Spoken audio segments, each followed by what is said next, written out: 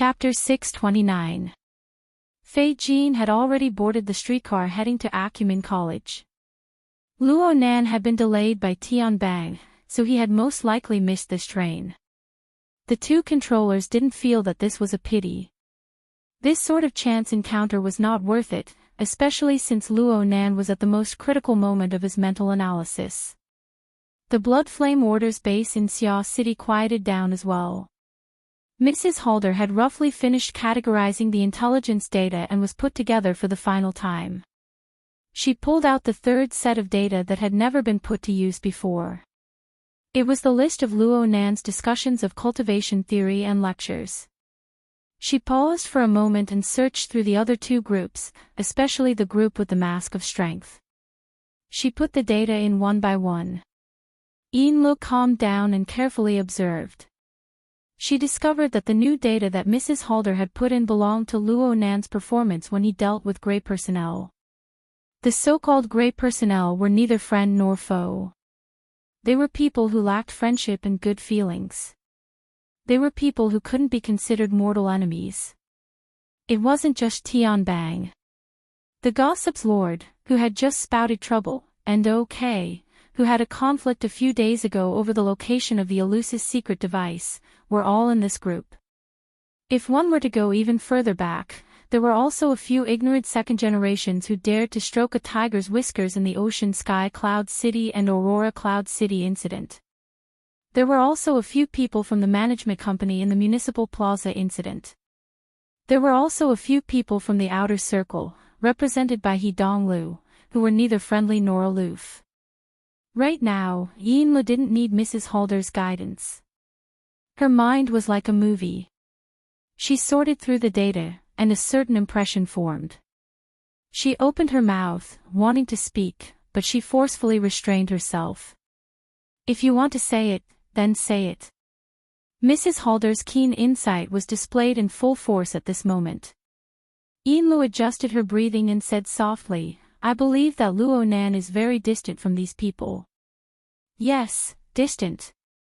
Aside from the few moments when he was stimulated to explode, where he had clear hostility and even killing intent, he basically ignored them.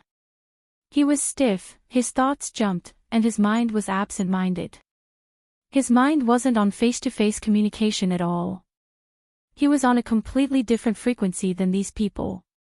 So? Mrs. Halder asked softly. Yinlu was about to come to a conclusion, but she hesitated before she said, there's no strict classification of personas. It doesn't matter if it's the third persona. Perhaps we can call it the mask of alienation for convenience. But we have to find the behind-the-scenes mechanism of its formation and operation to make sense. Mrs. Halder did not even raise her head. In other words, you only saw his attitude, but not his logic. Yinlu said, Boss, I believe that a person's thoughts and emotions are always continuous. From an outsider's point of view, it looked like it was jumping and torn, but from the person's point of view, it might be consistent and complete. It's just that we can't peek into people's hearts, we can only guess. Mrs. Halder interrupted her. Do you have any ideas? Yinlu took another breath and took the initiative to flip through the materials. She spent a few minutes and found two rather special examples in the third type of materials.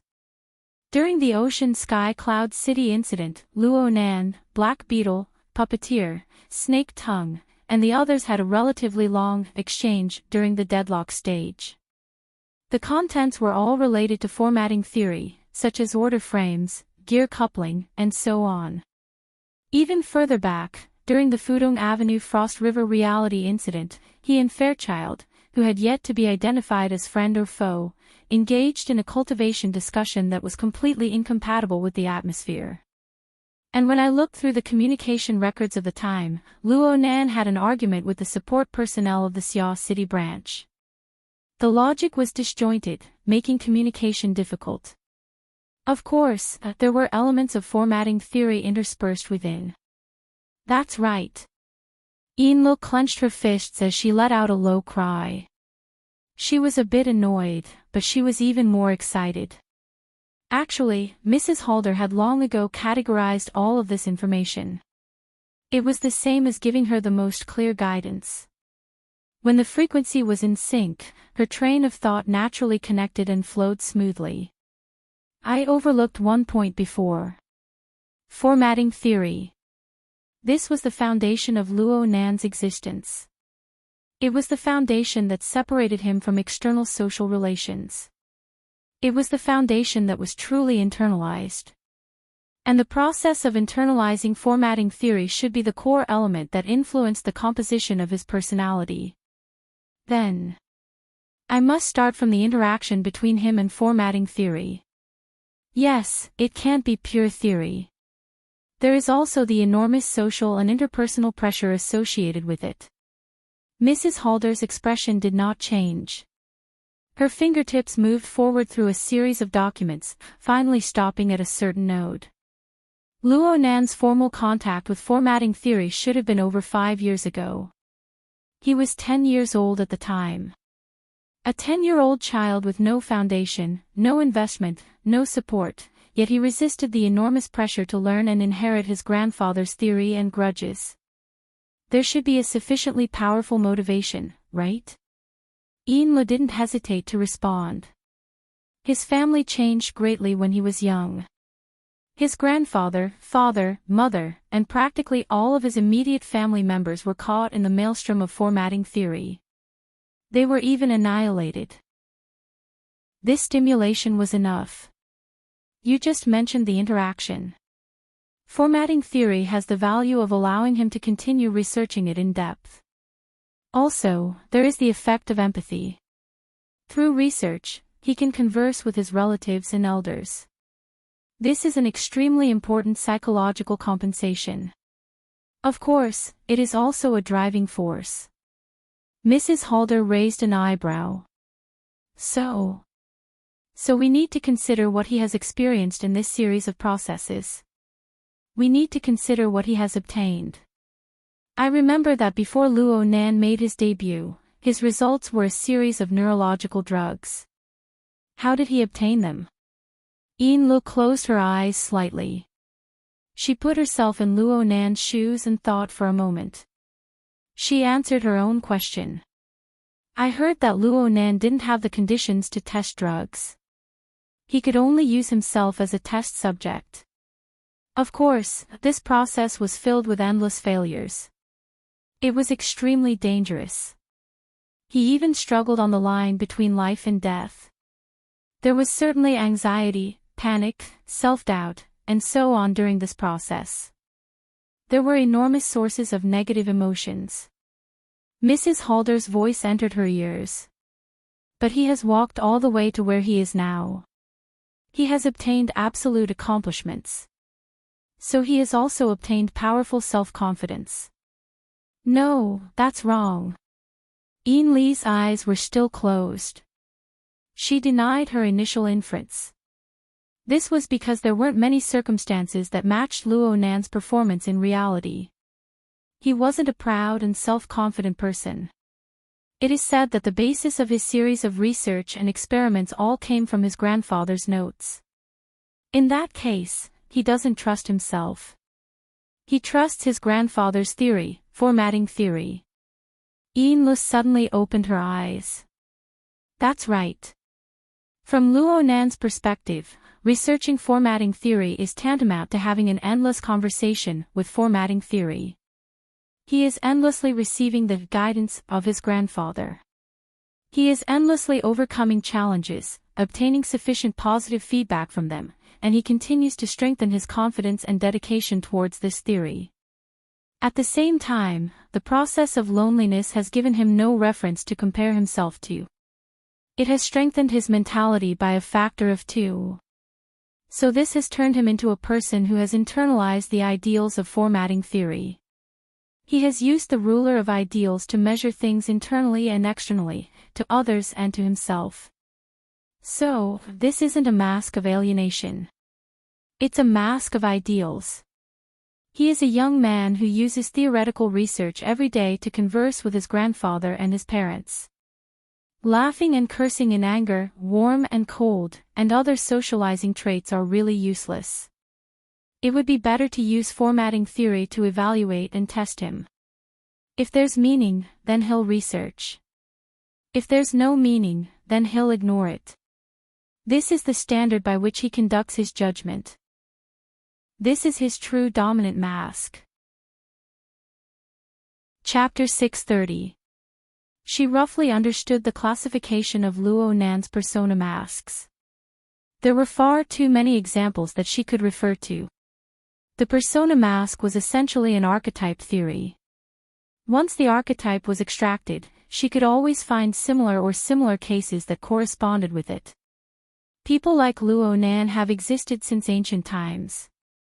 Lo wanted to make a further analysis. What followed next seemed to be much easier. After all, even if she ignored all sorts of medical cases, a few famous people could still reflect each other. This was especially true in the East Asian cultural area with its long history of civilization.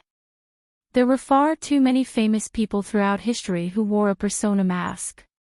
Li's thoughts spun and she thought of a fellow who was quite similar to Luo Nan. This person was a famous historian and politician. He belonged to the conservative faction. His mind was filled with patriarchal principles. He shut himself in a basement to write books for 15 years. The relevant concepts were completely internalized. Later on, when he was in power and governed the country, he would only listen to his ideas. He became a typical representative of people who talked reason behind closed doors. Don't casually bring out examples. Don't do stupid things like using words to destroy the meaning. Mrs. Halder saw through Li's thoughts.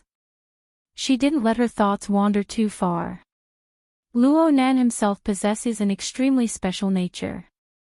No famous historical figure would have a semi-philosophical system like formatting theory, where the mighty power belongs to the self. Moreover, it can be practiced, applied, and modified at any time. Modified. Lo was a bit stunned.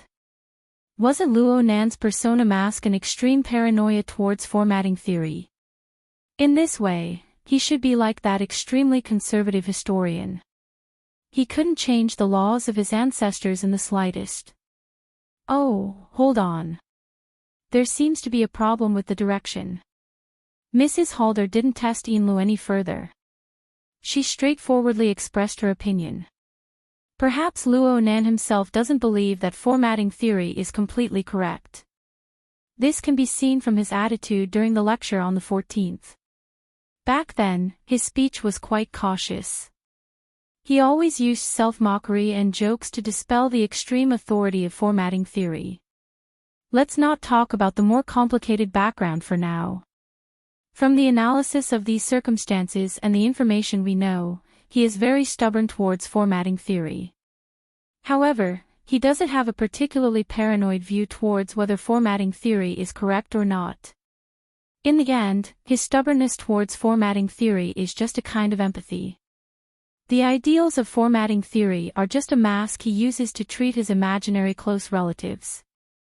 This is because he only has this mask to choose from when facing his grandfather and parents in the void. To put it more bluntly, he is only courting. The word courting was a rather sensitive word. There were two ways to interpret it in the dictionary, and what the two first oblatums were communicating was obviously the more ancient kind, which was simply seeking affection. Is it a need for emotions and belonging? Lo took the initiative to analyze using Maslow's hierarchy of needs. Madame Halder agreed. You can say it that way. There is a high probability that Luo Nan himself is on the third level. He urgently needs the comfort of the relevant emotions. This is a pretty good starting point. But soon, she changed the topic, but at the same time, you have to understand the influence of empathy. After a long period of empathy, to a certain extent, he was the projection of his grandfather and parents' needs. He wanted to fulfill the wishes of his closest kin, which made his needs much greater than that of a normal person. In such a situation, he would most likely have the problem of being closely involved in the situation and might not understand what he really needed. If we start from the emotional aspect, it might seem like a straight line, but it might actually be the most difficult path. This was equivalent to denying Yin Li's thoughts. Yin Li's eyebrows knitted together. She felt that it was a bit of a pity, after all, it's a core element. Mrs. Halder's lips hooked slightly. We aren't psychologists. We have no reason to treat him. Am I right? Okay, this reason was quite strong. Yin Lu was dumbfounded. Of course, Yin Lu understood Mrs. Halder's true meaning. If Luo Nan's core driving force was said to be courting, then the various personality masks were the outer muscles and bones. Using courting as the foundation to expand his mental power would form a permeating influence on all the personality masks. But this influence was distorted by his primal instincts and other factors, forming a bewildering barrier that Luo Nan himself might not be clear about. So he still relied on the personality mask, both consciously and unconsciously, when it came to dealing with people and matters.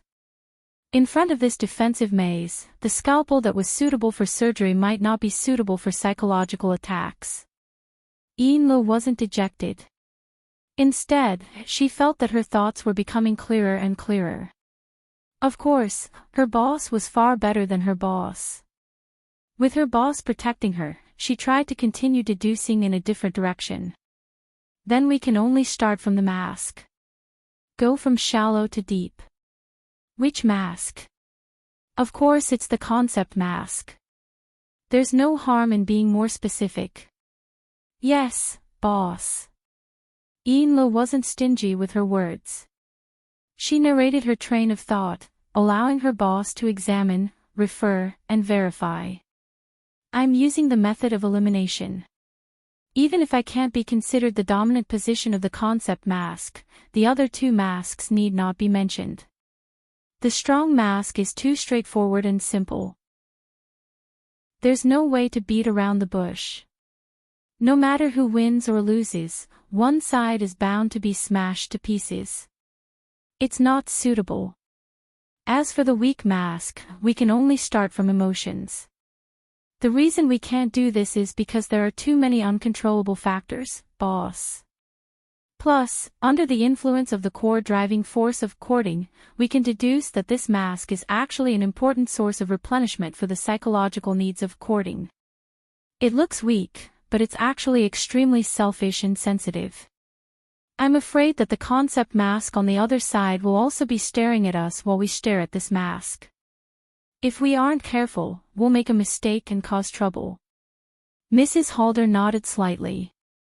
Then we can only use the concept mask. Yes.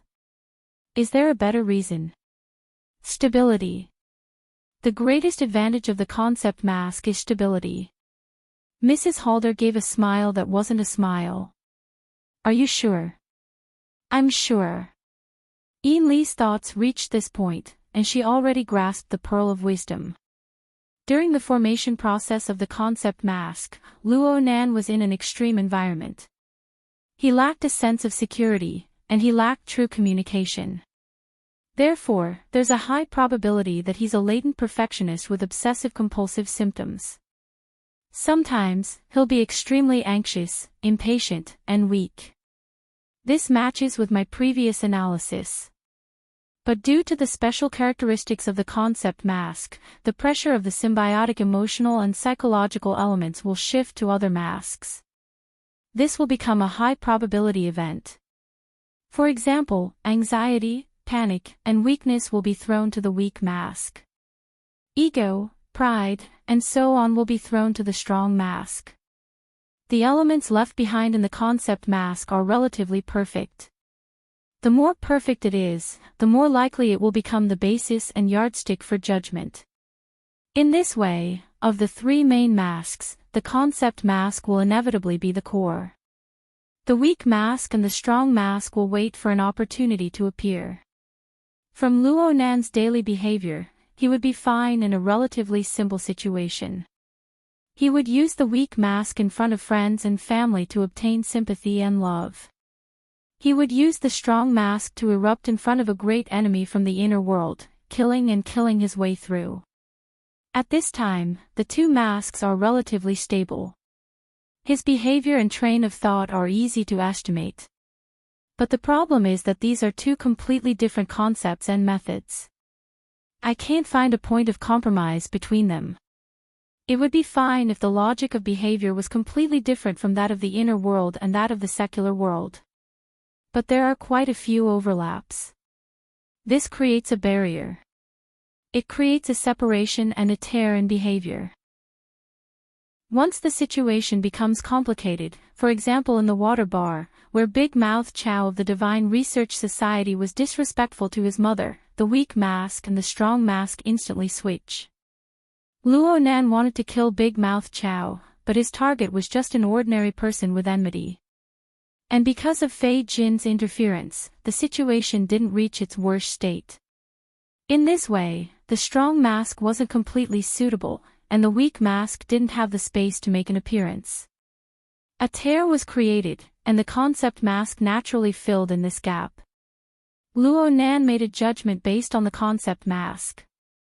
Big Mouth Chow wasn't worth analyzing and pondering. There was no need to waste energy on him and create more trouble.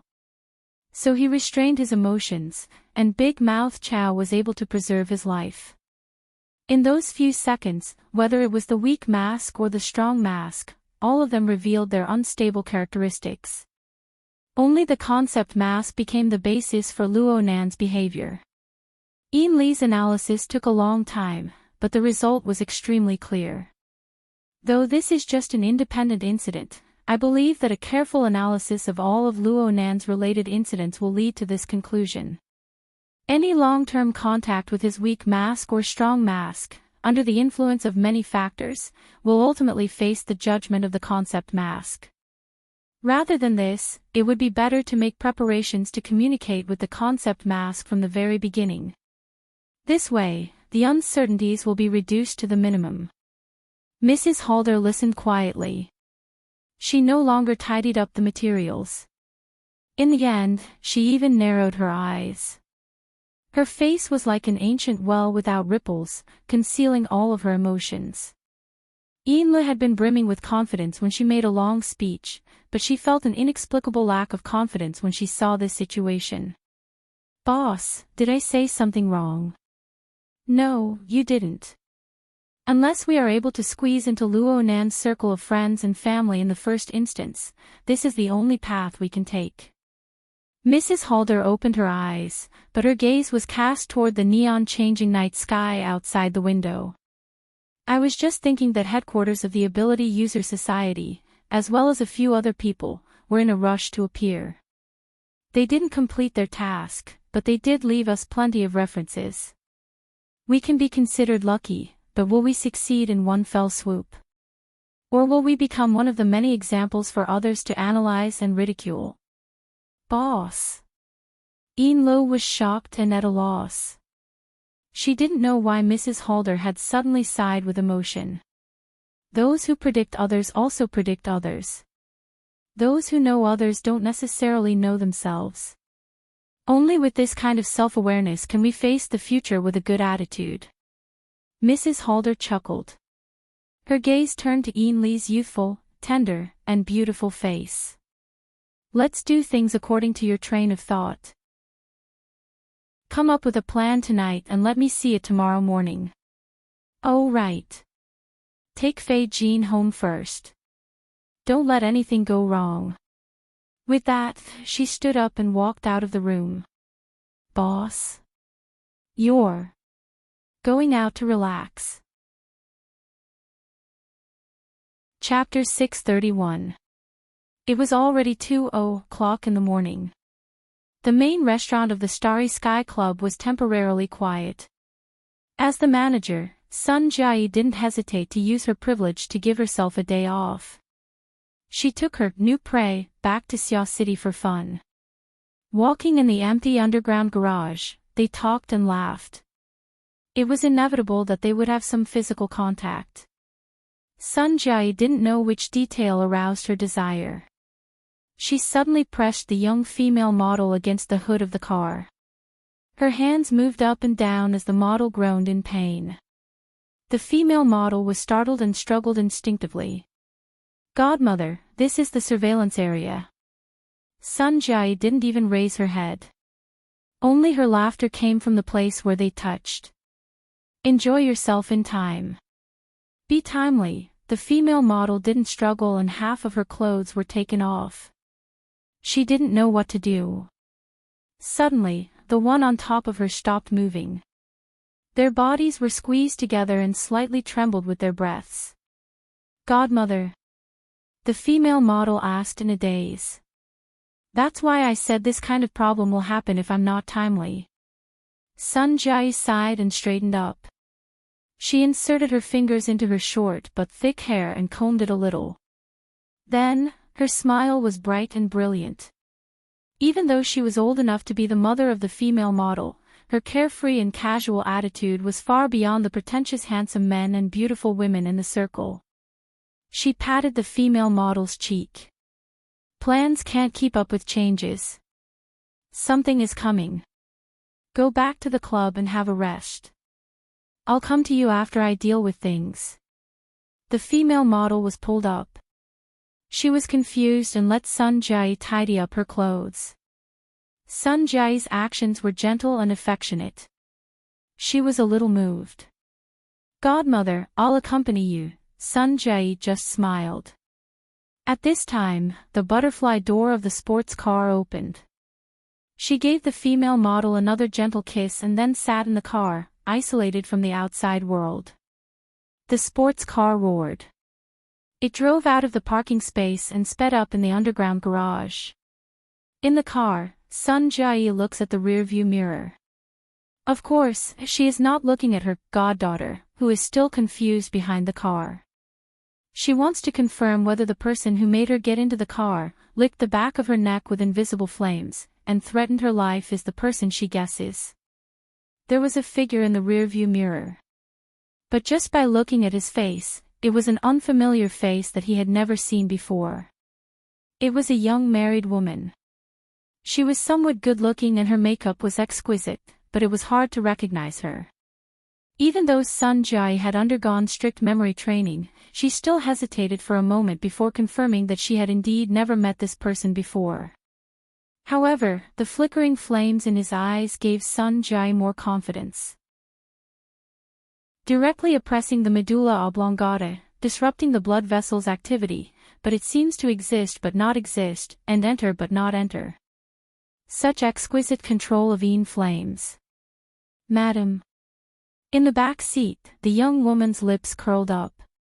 It wasn't a particularly stunning face, but because of this micro-expression, it brought about an extraordinary aura. Sun Jai confirmed it and sighed, "Madam, where do you want to go?" The young woman casually said, "Anywhere. I'm bored and want to talk to someone." "All right." Sun Jai's index finger tapped on the steering wheel twice, and the car's AI kicked in, entering autopilot mode. This sort of basic function was fine, but why didn't it do its job when she wanted it to guard against theft? Sun Jai sighed again, but she didn't turn her head. She propped one hand on the steering wheel and continued combing her hair with the other. Her body language carried a bit of helplessness. "Madam, we actually don't need to meet in this manner. Even if we want to be safe, we can just use a ready-made tool like Fei Jin. Right now in Xia City, there are less and less soul envoys of your order. It's too much of a pity to use them and then scrap them. It's nothing. Compared to an insignificant soul envoy, it would be a real pity if your identity as multifaceted were to crumble." "Oh." Sun Jai, otherwise known as multifaceted, stopped what she was doing. Through the rearview mirror and the soul envoy, she locked gazes with Madame Halder, who was hundreds of kilometers away. "Madam, are you still brooding over what happened at the seaside villa? Believe me, the Order of Souls. Don't worry about the Order of Souls. I came here today to express my gratitude. That persona intelligence gave us a very important inspiration. It also allowed us to clearly define the entry point for our work in the near future. It was excellent. Sun Jai raised an eyebrow. You call this gratitude? Oh, I'm sorry. This is probably an overreaction from eating shitty chocolate. The scorching sensation at the back of her neck showed no signs of disappearing. It even increased. It was like the endless accumulation of negative emotions beneath Sun Jai's smile. Therefore, Sun Jai was like a gold medal after-sales service. No matter how great the customer's resentment was, she would always maintain her smile. Madam, based on our good business reputation, I feel that we can use a more appropriate method to deal with this problem. If the intelligence is flawed, we can discuss it further. If it doesn't work out, we can always go through the process of a refund. I said it before. The intelligence is excellent. But the more it is so, the more vexed I become towards your disgraceful behavior of marrying a woman to more than one marriage and the intentions behind it. This was true fire. Sun Jai could even smell the strange smell of charred hair at the back of her head. There might even be the fragrance of meat mixed within. Sun Jai didn't blink. Her smile didn't change. Think about my nickname, madam. Forgive me for being rude, but I'm not a full-time intelligence agent for your order. Madam Halder also sent a smile through the Soul Envoy. However, the multifaceted, I know, is a top-notch broker and intelligence expert who can cooperate with many large and medium-sized organizations, including the Blood Flame Order. He should have the corresponding professional qualities. But look at what you've done. You set up the Persona Intelligence Report as a group message and gave it to almost everyone in your intelligence circle. Sun Jai had no choice but to interrupt. Madam, it's my freedom to choose how I sell it. Furthermore, I've already stated this before I sold it. I admit that Persona is expensive, and the content inside is also half-baked. But right now, Mr. Luo is the focus of the entire world. His intelligence is worth this price, even if it's just a summary article. A small premium is a very standard market practice. I believe that for all parties with interests, including the Blood Flame Order, this isn't much. Chapter 632. Sun Jai finally blinked. Hint. Inside the carriage, Madame Halder's will transformed into a low vibration in the young woman's throat. You said to everyone, start from the angle of the mask, and that was the basic method to uncover the true value of the information. It was exactly according to your train of thought that Ian Lo and I took less than an hour to complete the clues and perfect the logic. The two of us can solve the problem. With your ability, can't you do it with a few psychologists? Once it's complete, the value of the information will definitely soar, and the profits will be 10 times more than what it is now. Why didn't you do such a good thing? Sun Jai pressed her forehead and smiled helplessly. Madam, hearing you say that makes my heart ache. I'm afraid I've lost a lot of money in this business. Hiss. Speak properly. No matter how healthy your cardiovascular function is, if your medulla oblongata is burned through, it will be meaningless. Under the powerful pressure of the yin flames, Sun Jai's breathing became chaotic. Her heart beat wildly, and her brain lacked oxygen. She became dizzy and numb. Even so, she forced herself to maintain a smile and looked directly at the flickering flames in the rearview mirror. Madam, you think too highly of me. The burning sensation and pressure at the back of her neck eased. Sun Jai seized the opportunity to spit out all the words she had been suppressing in her chest. You and Deputy Officiant Ian are both top-notch figures in the inner world. How can you force others to do what you can? Besides, I only named you because I saw Mr. Luo's age and dull personality. It doesn't match your great reputation, so I thought of it. This time, it was Sun Jai's turn to be interrupted. The young woman's original voice rang out, conveying Madame Halder's will. It had nothing to do with Sun Jai's defense. Of course I think highly of you. Our cooperation has been on and off for 15 years. Perhaps at that time, you were only at the age of your goddaughter. I have many goddaughters. Madam, which one are you talking about? Sun Jia's forehead and back were already drenched in cold sweat. This was a natural reaction of her body, and she couldn't control it. Only the smile on her face was nearly perfect. Knowing that Sun Jia was still spouting nonsense, Madame Halder no longer made meaningless threats. The woman in the front row had already used facts to prove that ordinary interrogation techniques had no significant effect on her. Madame Hard said, "From what I know, the name multifaceted has quite a bit of status in the intelligence circles of Xia City, but there aren't many people who know of your true identity. Do you remember how I found out about your identity? It's because of an investment." Oh.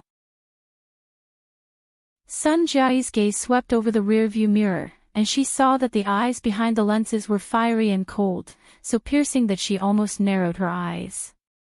Since the other party had directly pointed it out, it would be too impolite to try to go around it. Yes, I remember. At that time, you were expanding your business and needed a large sum of money, and I happened to have a client who was looking for a project with a higher return on investment. Then, I did my job and became the intermediary between the two of you. After a while, you got to know each other. The young woman in the back seat laughed. How broad-minded. Oh. In my memory, I contacted that investor very quickly and started a deeper cooperation. I tossed you to the side and saved quite a bit of intermediary fees. But what made people sigh with emotion was that you easily acquiesced, and everyone maintained a cooperative relationship. Nothing went wrong. Sun Jia lifted the short hair on her forehead, and her smile deepened. Madam, have you always harbored a guilty conscience? I only remember that when the order withdrew from Xia City in a panic, I took the initiative to contact you. Of course, I knew very well that you wouldn't be of any help at that time. I just wanted to use you to try and convince that investor to continue to invest. But you disconnected at that time. Oh, I'm sorry. I had too much fun that night. In the following period of time, my cooperation with you was completely severed. This was completely in sync with that investor's attitude. Madam, my business is limited to Xia City. But why is it that when the 2000th of a miss incident occurred? More accurately speaking, when the Hill of Bones where Jean Tong was buried appeared in the outer seas of Xia City, our relationship suddenly became closer. Sun Jia could only sigh. Business is business. Madam, why do you have to be so calculative? The sports car shuttled back and forth on the high-speed maglev roads of the mountainous region, but the car suddenly sank into a state of silence. The young woman's soul sender in the back seat seemed to have lost her soul once more. She didn't respond. Sun Jia couldn't help but have a thought. If she were to jump out of the car right now, what were the chances of her escaping this life-threatening trouble? This silence lasted for 5 seconds, or maybe even 10. Only then did Madame Halder's will manifest once more through the voice of the young woman in the back seat. Every time I hear the words business is business, I feel a chill in my heart. But when it comes from your own mouth, it feels completely different. The tone was gloomy and cold. It was vastly different from the overbearing feeling from before. This caused Sun Jia to react a bit slower. Before she could figure out how to divert this dangerous topic, she was pierced by the flaming gaze of the car's rearview mirror. This soul sender was definitely crippled. An indescribable thought popped up in Sun Jia's mind. Then she heard the other party's voice again. You don't have to explain or hide it anymore. In the short term, my judgment of your identity will not change. I came to find you tonight and spoke to you. There was no element of probing in it. I just wanted to inform you, and vent. Madam, I hope you can convey my attitude and the corresponding judgment to that person. I'm talking about the judgment of her current investment project. In the car, only the low voice of the soul sender reverberated. You didn't give me the complete information. Instead, you acted like a foolish and greedy businessman. You dug out a gold mine but haven't fully explored its reserves yet. You couldn't wait to package it up and sell it off. You even married one woman to another. Do you feel that this gold mine is more effective and that you won't be able to sell it for a good price if you sell it later? Or do you not think highly of the gold mine's reserves, so you don't hesitate to ruin your reputation in order to make money first? Or do you want to deliberately muddy the waters and obtain even greater benefits from a level unknown to others? Out of respect for that investor, I choose the third option. Sun Jai also fell silent. She no longer tried to correct Madame Halder's train of thought. The information you gave me seems to be a half-finished product. In reality, although the value of the complete information is high, it is very difficult to sell it for a suitable reason. The half-finished information doesn't have this kind of sensitivity. Instead, it is easier to conceal your intentions. Some people will mistakenly believe that gold has been dug out from the sand, but they will ignore the direction behind it. After all, Luo Nan is quite simple. His personality, strong points, and weak points can be discovered as long as one puts in a bit of thought. And it is because he is simple that there are only a limited number of places that can be used. If one side exerts force, the results will be obvious. If two sides exert force, there will be variables. And if more than three sides exert force together, it will become complete chaos. Under the interference of many sides, the designs and schemes of each side will not be able to achieve the desired results. The struggle surrounding Luo Nan will only become more complicated. Madame Halder took the initiative to stop and catch her breath upon speaking to this point. She even extinguished the invisible fire on the back of Sun Jai's neck. Her attitude seemed to be easing up. Her originally straight back leaned back, making her look more like a passenger hitching a ride. She even asked for some opinions. Aren't there too many elements of conjecture? Sun Jai thought for a moment and said, there has to be a source of inspiration. A bit of stimulation or something. Yeah. There are two sources. The first is Yin Lo. She said that the uncertainties need to be reduced to a minimum. I have a very bad feeling about this. The second one. Do you know that Luo Nan and Tian Bang ran into each other on the streets tonight? I haven't received any tip-offs yet. But Madam said that they ran into each other by chance. I think that it really was a coincidence. Perhaps. But with Tian Bang's intelligence, how could he not know that communicating with Luo Nan in a hurry would only irritate him? He wouldn't achieve any results. And with his personality, he would probably rather bump into He Yuan's cold rebuke than engage in a meaningless entanglement with Luo Nan. So I believe that even if this encounter was a coincidence, he must have made some preparations in his mind. Perhaps he has grasped the principles and techniques of communicating with Luo Nan. Or perhaps he is still a bit lacking and wants to do some verification. He must have a share of your information. Now we can make the final inference. I once believed that you were making a fuss about Luo Nan. You used him as bait to draw away the attention of others, making it convenient for you to act. But then I thought of something she once told me. Investors act sneakily for the sake of controlling costs. But in the end, they always need an enthusiastic response. After a brief pause, the young woman in the back seat spat out a clear word from her lips. The blood flame order has been forcefully stopped before they can obtain an enthusiastic response. But you guys are already reaping the rewards from Luo Nan, right? If this is the case, I can roughly guess the position of that investor. The sports car had already driven onto the ring highway by now.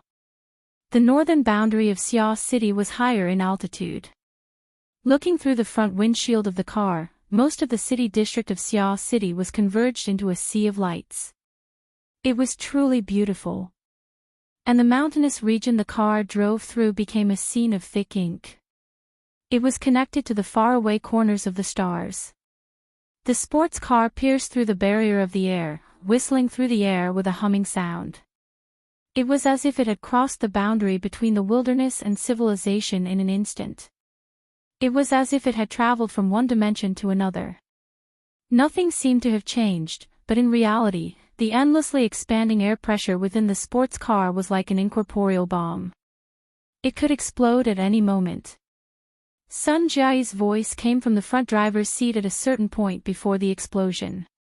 It was just that it carried a peculiar tone. I've always been amazed by your gambling decisiveness. At the same time, I have reservations about your self-destructing inner core. This kind of heart isn't a good place to be. In the back seat, the soul sender suddenly raised his head. The eyes reflected in the rearview mirror were truly burning. Chapter 633. It was not even 7 o'clock in the morning. The winter solstice had just passed, and the early morning of Xia City did not provide enough light. The faint light from the sky could not penetrate the lake, so the bottom of the lake was still dark from the public activity area. Only when the enormous devil ray swam past the protective glass did the water become somewhat lively. Xie Junping did his morning exercise all the way to school. He bought some snacks on the way and arrived at North Shore Gear. He arrived relatively early. There was no one here except for Shuelei, who woke up earlier than him, and Cat Eyes, who was yawning. Cat Eyes had it the hardest out of everyone. It was her turn to be on duty last night. Faced with a beauty, Xie Junping had to find something to say. "Where's Teacher Luo?" He. Xie Junping immediately understood. He's in seclusion again. Cat Eyes curled her lips. Nth time he pulled an all-nighter. Shuelei defended her. "Sister Cat Eyes, didn't you say that he just received some important information last night?" "What information?" Xie Junping was very curious. Cat Eyes yawned again. "It seems to be a collection of theses written by his mother when she was alive. Senior Sister Qingwen's theses can be found in the school library and journal websites. It seems to be an unfinished work. It hasn't been officially published. It's the present he received from the meeting with Professor Pan last night." No wonder. Xie Junping understood and expressed an optimistic attitude. "A few theses. They're unfinished. They won't take long. They're just mementos." Cat Eyes extended 4 fingers, 4 petabytes. "Those documents are 4 petabytes in size." Xie Junping was smashed silly. 4 petabytes. With such a size, even the most realistic virtual reality documents would have hundreds to thousands of hours of playback time. Let alone ordinary words and pictures. Cat Eyes chuckled. He really sank in. When he comes out, this semester will be over. Xie Junping immediately cried out.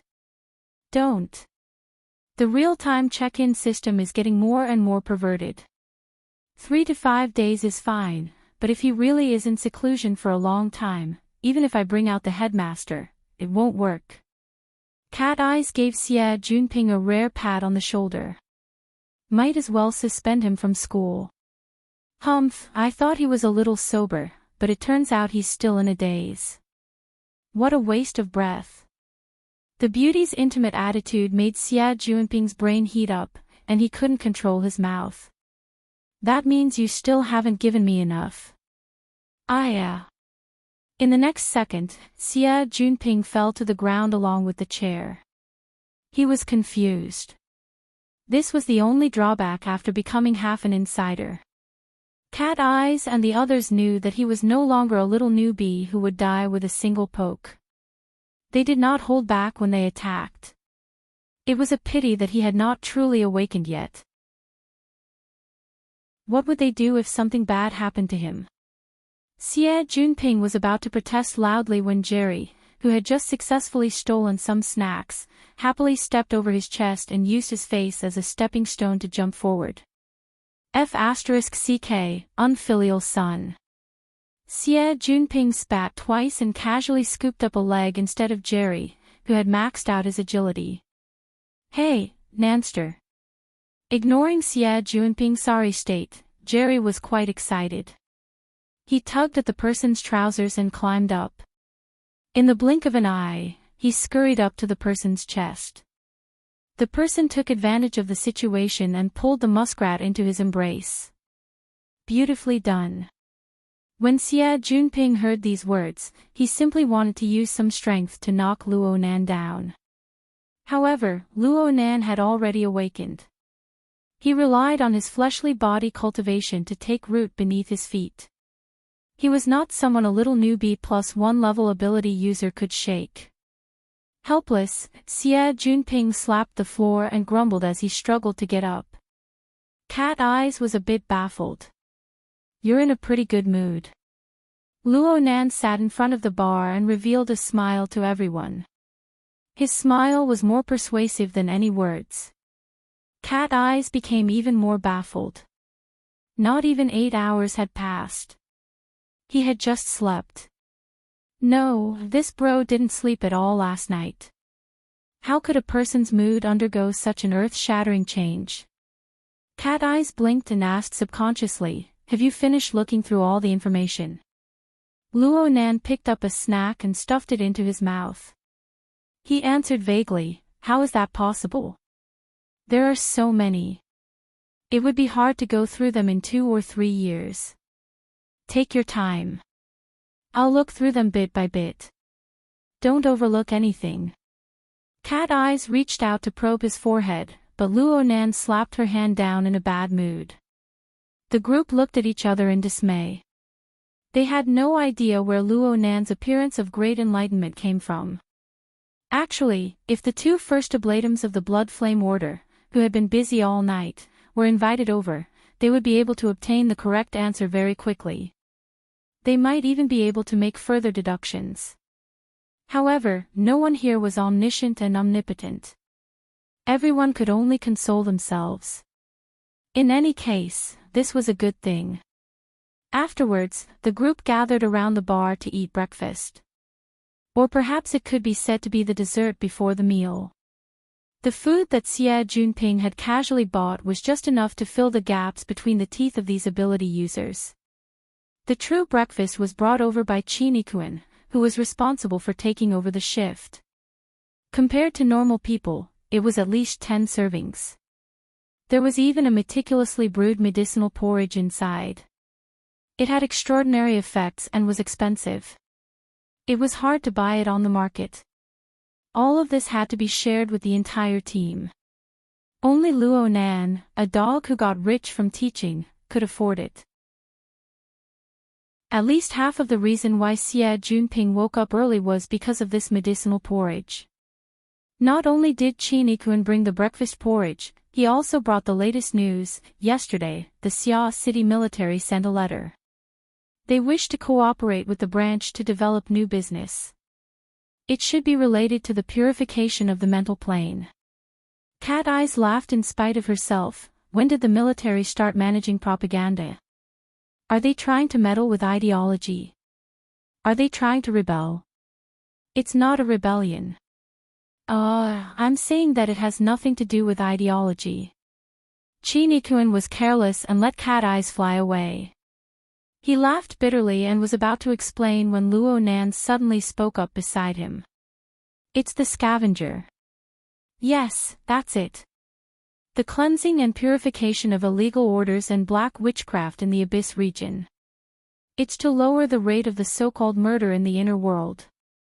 Chinikuan came to a realization after speaking. You know about it. Vice President, he mentioned it. No, Shengtian Bang said it last night. I bumped into him on the road. Luo Nan responded and didn't say anything else. Shuelei, who had been eating with his head down, interrupted. He must have seen the use of the Blood Intent Ring's fortress. Last night, Brother Papercut and the others played with firecrackers the entire night. They had a lot of fun. Midnight even left a message in the group. She wants Nanster to develop some sail, thruster module, and a cannon and giant ship. Luo Nan grunted, I saw it too. I can give it a try later. The configuration is easy to talk about, but to turn it into a product, it will most likely take the form of a paper talisman. Chapter 634. Cat Eyes and Chinikuan knew very well that Luo Nan had recently been struggling with the configuration domain. Luo Nan's main direction of study was basic research, not applied development. Therefore, the research and development of the Blood Intent Ring and its surrounding products were no longer on Luo Nan's mind. He had to wait for Gao Meng and Papercut to come knocking on his door before he could discuss it. But in the end, this was still a matter of a single thought. If teacher Luo Nan was in a good mood, it wasn't a big deal for him to say a few more words. Cat Eyes just seized the opportunity to ridicule him. Chinikuan, Luo Nan, and the others all automatically skipped over her. Luo Nan was in a pretty good mood this morning. Next, he continued to explain the current situation of the Ring of Blood Wolf Fortress. The talisman cheat can only be a temporary product. If the fortress platform only needs 3 to 5 functions, it can still be of some use. Once the demand for functions increases, just thinking about how to distribute them will be troublesome. Cat Eyes made a tch sound. It will definitely be troublesome on the society side. But if it's on Tianbang's side, then it won't be a problem. Chinikuan nodded in agreement. It's the military, after all. Their organization is very strong. They definitely have the confidence. Xie Junping was amused by their conversation. He swallowed the hot porridge with great difficulty and chuckled.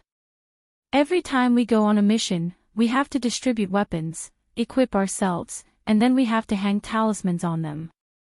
Could it be that this is the legendary divine possession, the descent of heavenly soldiers? Perhaps the old methods of talismans are similar in nature. Shuelei was not superstitious, but he was keen on finding modern explanations for traditional projects. This was obviously due to his dojo background. Cat Eyes took the opportunity to combine similar items. This is Mr. Gao Daming's favorite topic. Old Yu has also researched this topic and has even published a thesis. In just a few sentences, the topic had wandered off. This was a normal conversation. Everyone gathered around the bar and chatted aimlessly until the other students arrived one after another. They entered and left, and the private space was completely occupied. At this moment, Ruiwen also arrived. The little girl had to eat breakfast at home to appease the elders. She left home a bit late today. There was less than 20 minutes before class started when she arrived at school. Even so, she still made a special trip to meet Luo Nan. Shuelei looked at his watch. Let's go. If we go now, we'll be able to catch the train. Oh, Nanster, we'll be together for the 3rd period in the morning. Do you need me to sign for you? Luo Nan laughed. I won't make things difficult for Director Xia. I'll go by myself. The group of people looked at each other. TSK, there is indeed a problem. As a senior student who was about to graduate, Xie Junping's schedule was much freer than that of middle school and high school students. He could sit paralyzed in his seat and press his stomach to digest the effects of the medicinal porridge, but his brain and mouth could not stay idle. He watched as Luo Nan and Shuelei entered the elevator. He smacked his lips, feeling rather baffled. This bro was just about to hire someone to hack the sign-in system. How come our teacher Luo was cured without even making a sound? Don't wimpy brats come and go for a while?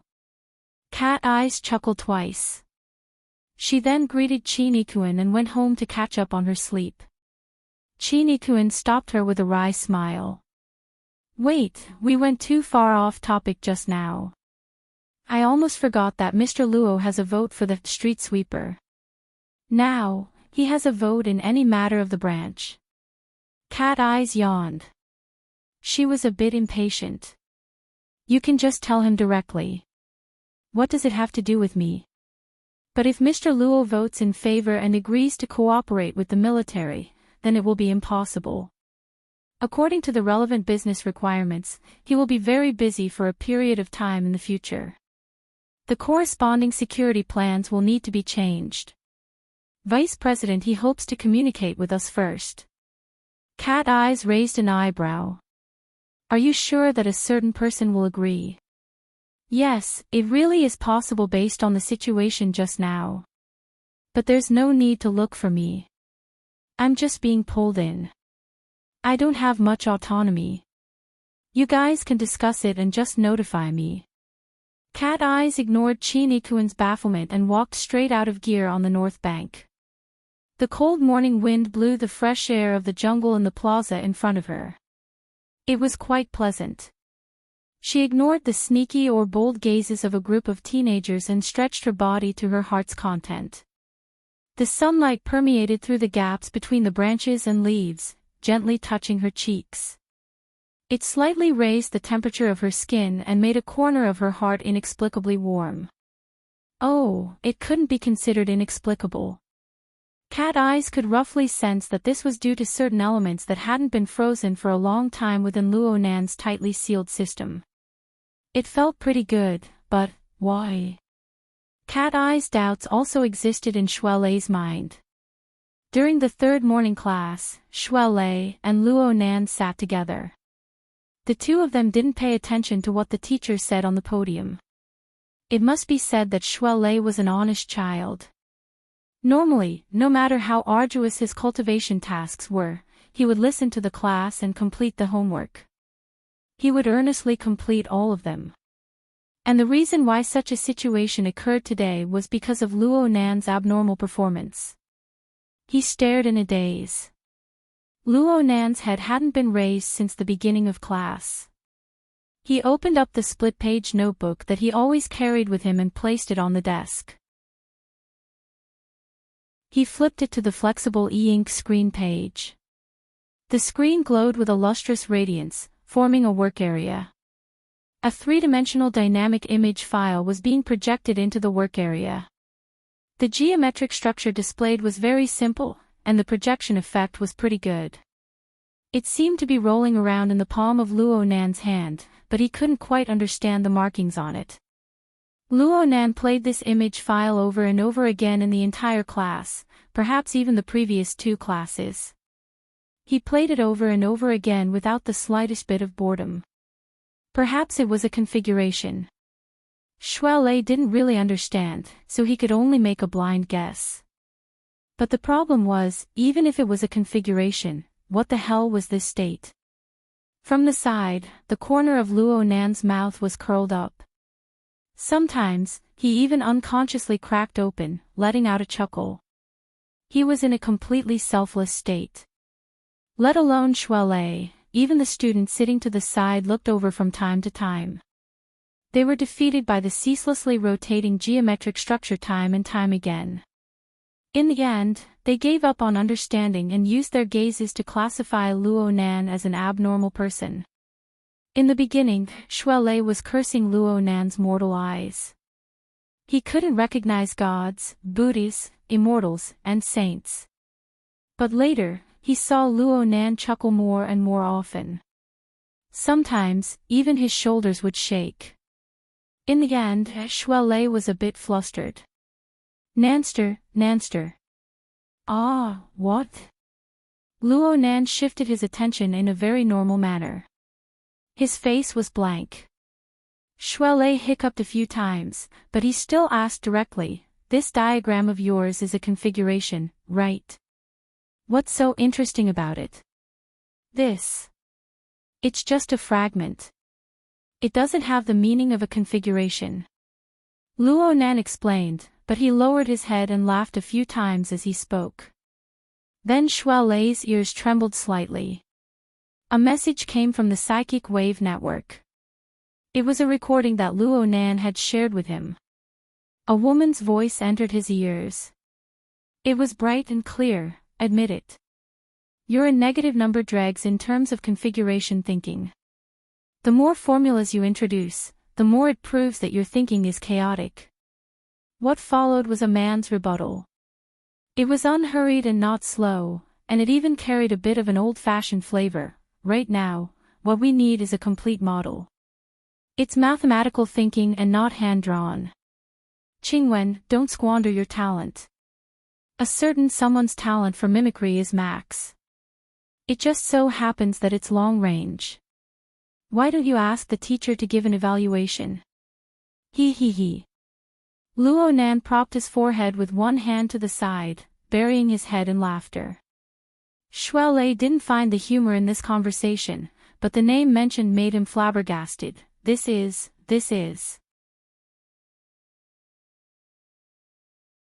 Chapter 635. December 30th was a Sunday, the first day of the New Year's Day holiday. The flow of people on the streets soared again. The residents of the surrounding satellite cities also entered the main city area to spend their holidays. The exhaust exhaled by 200 million people raised the temperature of Xia City by 2 degrees, making the body feel more comfortable. Around the Shangding building and the surrounding high-rise buildings, the traffic on the guiding light tracks shuttled back and forth without beginning or end. Most of them were private cars, but there were also 100-jointed cars that had just been dismantled and landed on various platforms by the traction force. Zhang Yingying got out of a 100-jointed car and walked quickly into the Shangding building. When she climbed the stairs, she stepped on the last bit of red of the setting sun, adding a glazed luster to her white pencil pants and nude high heels, which attracted a lot of attention. But she didn't care about that. She raised her hand to look at her watch and sped up again. In the sound of her heels hitting the ground, she passed through the corridors of the interior floors of the building. After a lot of twists and turns, she finally arrived at the place. Conference room 1135, done. After making sure that she arrived before the appointed time, Zhang Yingying breathed a sigh of relief, adjusted her breathing, and pushed the door open. Ha! The circular conference room that could accommodate about 20 people was unexpectedly empty. There were only 3 or 4 people. Except for a staff member in charge of service, the rest were the same group. Not at the conference table, 2 bodyguards were sitting against the wall. At this time, they turned their heads and greeted her with a smile. Yingying, you're here for a meeting. Big brother, Captain Gao. Zhang Yingying responded with the way she was used to, and then curled her lips. His Majesty said he wouldn't come, but he only gave me half an hour to replace him. I climbed up from the bottom of the sea. While they were chatting, Zhang Yingying's eyes glanced at the young man at the conference table who was obviously a top perception master, but had no reaction to the changes in the outside world. Zhang Yingying gritted her teeth. This guy. The 2 bodyguards laughed, but they had no intention of intervening. After the lecture on the 14th, in addition to the 2 concepts of cage and configuration that shook the world, the several bets that came before and after also painted the whole situation with a strange gossipy color. Many people in the inner world knew that the young genius, Teacher Luo, had a beautiful female guard beside him who was extremely eloquent. She had insulted the senior B-class expert, REE, until she lost her composure and lost all face. As for Xia City, Zhang Yingying's favorable impression of Luo Nan was pretty much an open secret. It was just that Luo Nan, the main character and the core of this matter, didn't seem to have this awareness at all. This young man, who had just turned 16, seemed to always live in a dimension that was difficult for outsiders to understand. Sometimes he was depressed, and sometimes he was in high spirits. He did not seek external help and had his own logic. Luo Nan was earnestly looking at his flexible e-ink screen. He used his finger to open a folder. This was his mother's research data, which he had transferred from Professor Pan's cloud space.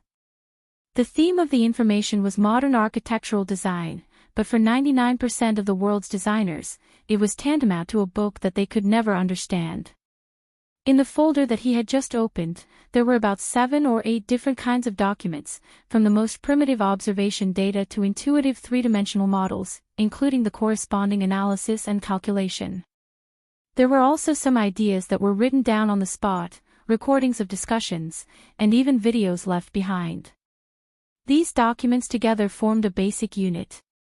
It didn't revolve around design theories or cases, but rather a genuine basic configuration. It was just a fragment that had lost the meaning of the configuration. There were about 3,000 to 4,000 similar units. Together, they formed the accumulation of basic research data on the configuration. This was a gift from the heavens that Luo Nan didn't even dare to dream of. Mom must be watching me from the heavens. Luo Nan couldn't help but fantasize about these things. For the first time, he willingly crawled under the mighty power of fate, loudly praising it. He had once thought that since his mother was able to build a passageway that led to the clouds, she would certainly carry out explorations and research in that bizarre world. Thoughts were thoughts, but he never would have thought that the results of his mother's research were like a light boat crossing a specific path in the long river of time. They formed a predestined intersection with him, who had similarly chosen this path and was doing his best to row forward. The inheritance of fate was the highest reward for his 5 years of life and death struggle. Of course, Luo Nan wouldn't forget.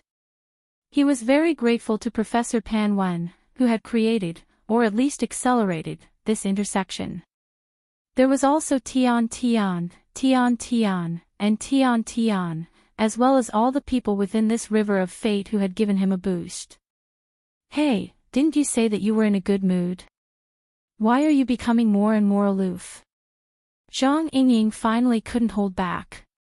She slapped Luo Nan on the shoulder, announcing her existence. Luo Nan, who was wandering in the river of fate, was slapped onto the shore by Zhang Yingying's slap. He finally turned his head, but the side of his face met with an open lapel of a light-colored short-sleeved suit. He instinctively leaned back and saw a white-collared beauty with quite the intellectual and capable air. Zhang Yingying had one hand on the conference table. Her body leaned forward, and she was very close.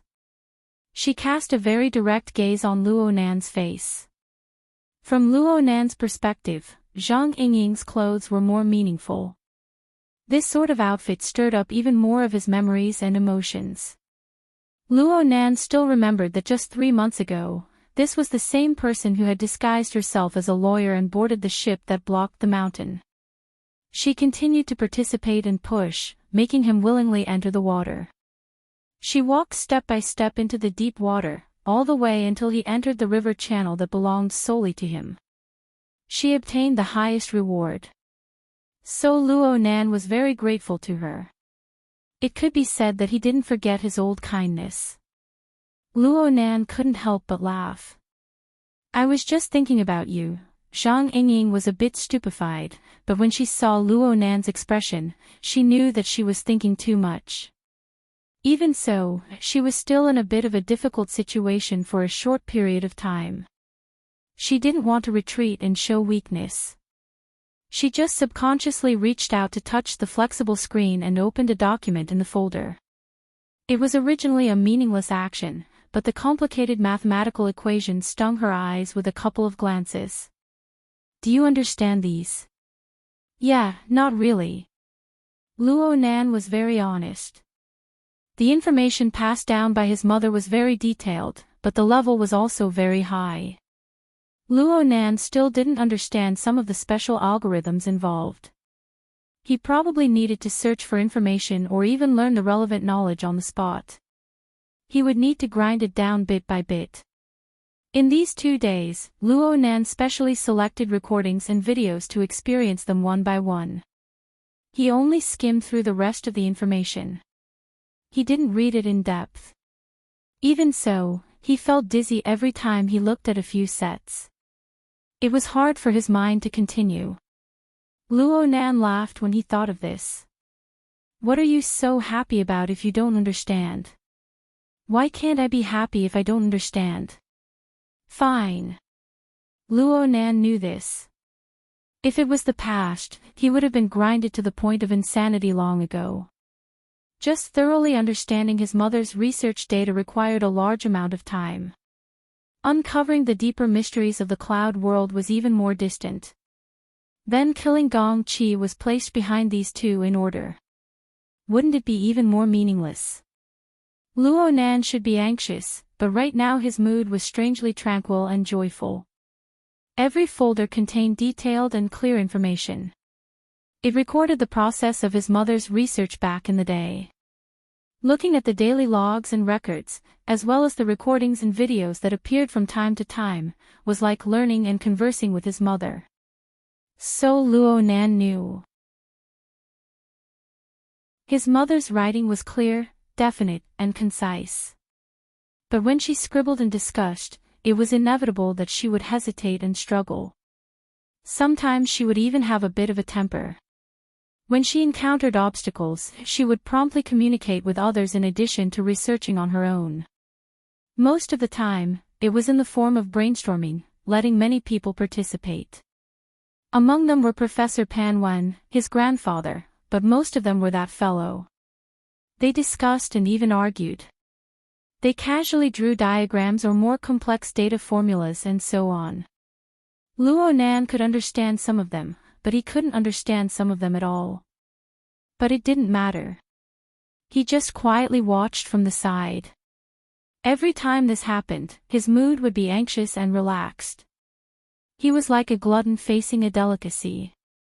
He wanted to swallow it clean in one gulp, but he was afraid that he wouldn't be able to eat it all. He could only taste it bit by bit. This feeling was strange, but it wasn't bad at all. Luo Nan chuckled. His laughter made Zhang Yingying's hair stand on end. And at this time, the door to the conference room was pushed open. A group of people came in one after another. Their gazes naturally focused on Luo Nan and Zhang Yingying. Some of them even revealed secretive smiles. TCH. Zhang Yingying didn't want to be gossip material. She also didn't feel the need to deliberately keep her distance. She immediately pulled out a chair and sat next to Luo Nan. The conference room was quickly filled with people. The last to enter was He Yueyin. She was still dressed conservatively as an office lady. As the outsider for today's conference, Tian Bang entered a second before He Yueyin. He wore a military uniform that was rarely seen. The Major General's gold star on his shoulder made him look extremely sharp. But when he opened his mouth, he still had that relaxed and leisurely appearance. Oh. The protagonist has already arrived. His gaze fell directly on Luo Nan without the slightest bit of concealment. He Yueyin didn't exchange pleasantries. She didn't speak nonsense. She just nodded slightly at Luo Nan after sitting down. She said, "Next we'll have a meeting. We'll discuss the specific matters related to the scavenger project." During yesterday's video conference, the branch team had already reached a consensus. They basically agreed to cooperate with Xia City's government, the garrison force, and the East Sea Military Theater. We'll push forward with the research and development of this project. We invited Major General Tian to this meeting today to ask him to introduce the background of the project in detail. We'll discuss the functional requirements of the project, the technical bottleneck, the research and development plan, and other issues. We'll strive to form a framework and implement it as soon as possible. Her gaze fell on Tian Bang after she finished speaking. Tian Bang understood. He grinned and took over the conversation. "Today I've come here to discuss the scavenger project. Of course it's the first priority. But before that, we can't avoid the convention. We still need to pay our respects." Chapter 636. Right now, the people seated in the conference room included a B-rank power like Gao Meng, the vice president, 2 veteran deputy secretaries, and several members of the technical team. Basically, half of the technical elites of the Xia City branch were here. They all heard Tian Bang's absolute explanation, but no one expressed any dissatisfaction. What was there to doubt? The government and the military had clearly come for Luo Nan's Bloodwill Ring fortress. This was the cornerstone of the cooperation between the two sides. Without this, any other terms would be meaningless. Needless to say, the 1,000-person lecture on the 14th of this month had already established Luo Nan's authoritative position in the mental side. The Bloodwell Ring Fortress was anchored in the depths of the Abyss region. Over 90% of the people in the conference room would go there from time to time to experience and research. Right now, there were quite a few people staring at Luo Nan with burning gazes. They wanted to find an opportunity to toss out all the doubts they had accumulated over the past few days, seeking a thorough understanding. Luo Nan did not know about these things, nor did he care.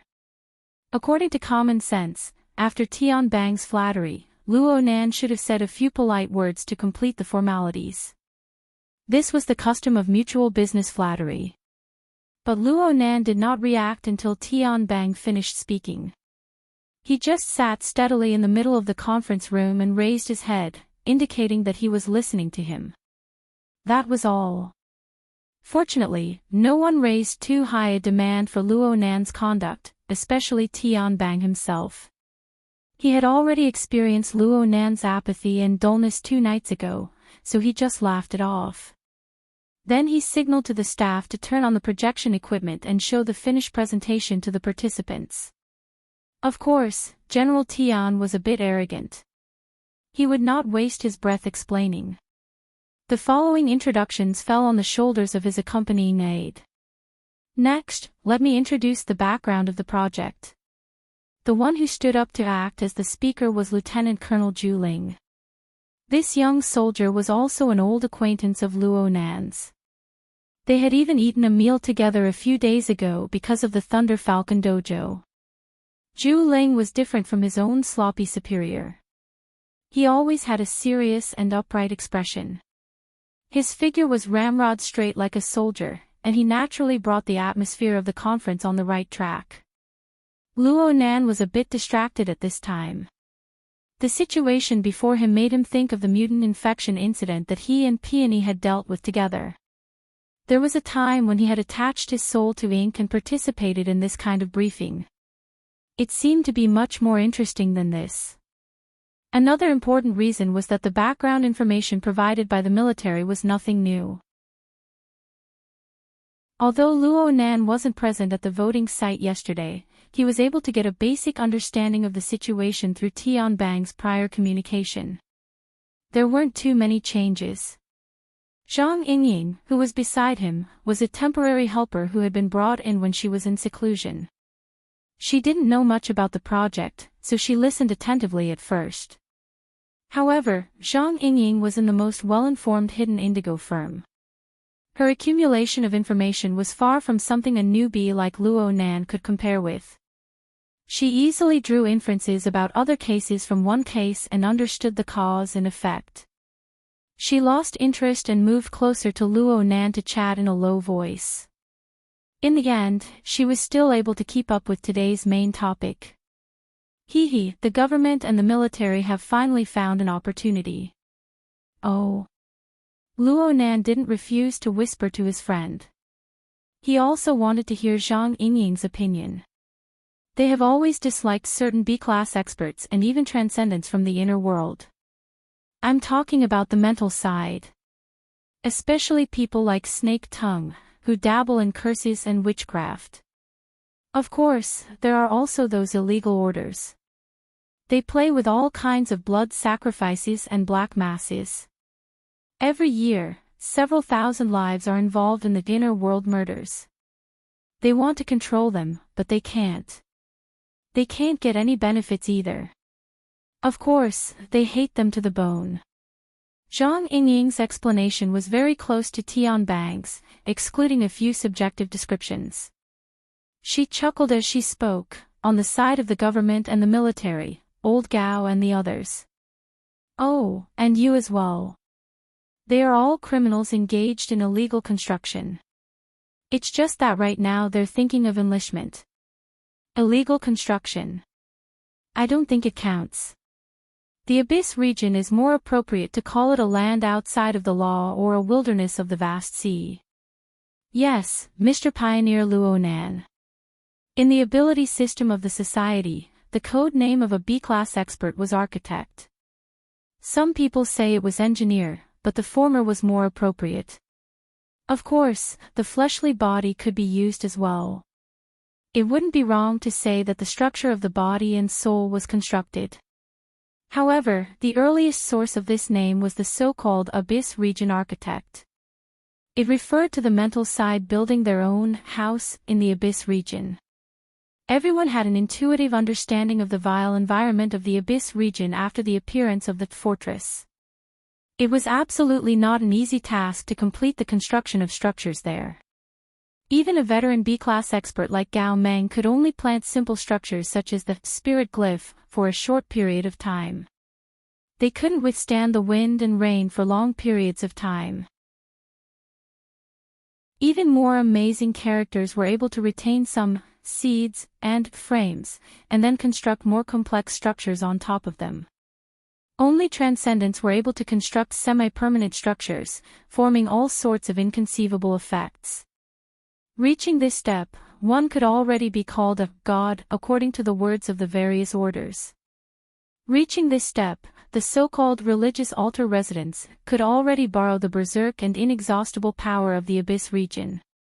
Its level and intensity far exceeded the limits of humans, forming a virtuous cycle. But how many transcendents were there in the world? Constructing structures in the Abyss region was so difficult. It was inevitable that some people would come up with crooked ideas.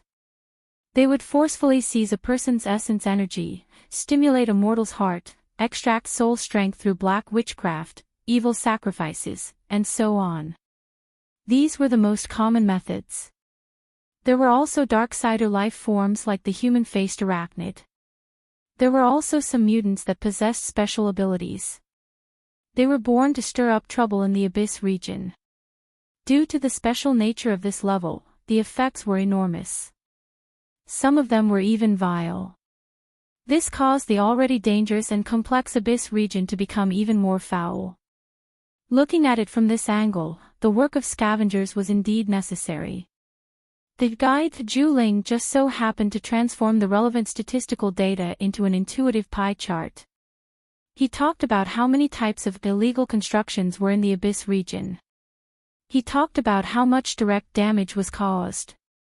He talked about how much trouble would radiate to the traditional 3 belts on the mental plane, and so on. Of course, he also talked about the benefits that would be brought to everyone's cultivation and lives after the governance was perfected. In short, he acted as if he had ample reasons and was worthy of trust. Gao Meng, who sat across from Luo Nan, let out a yawn. He was also one of the people who voted last night. He really wasn't interested in these official articles. He squinted his eyes to see Luo Nan and Zhang Yingying chatting happily. Then he thought about how he didn't stop Luo Nan last night. He felt a bit unbalanced in his mind. He knocked on the table.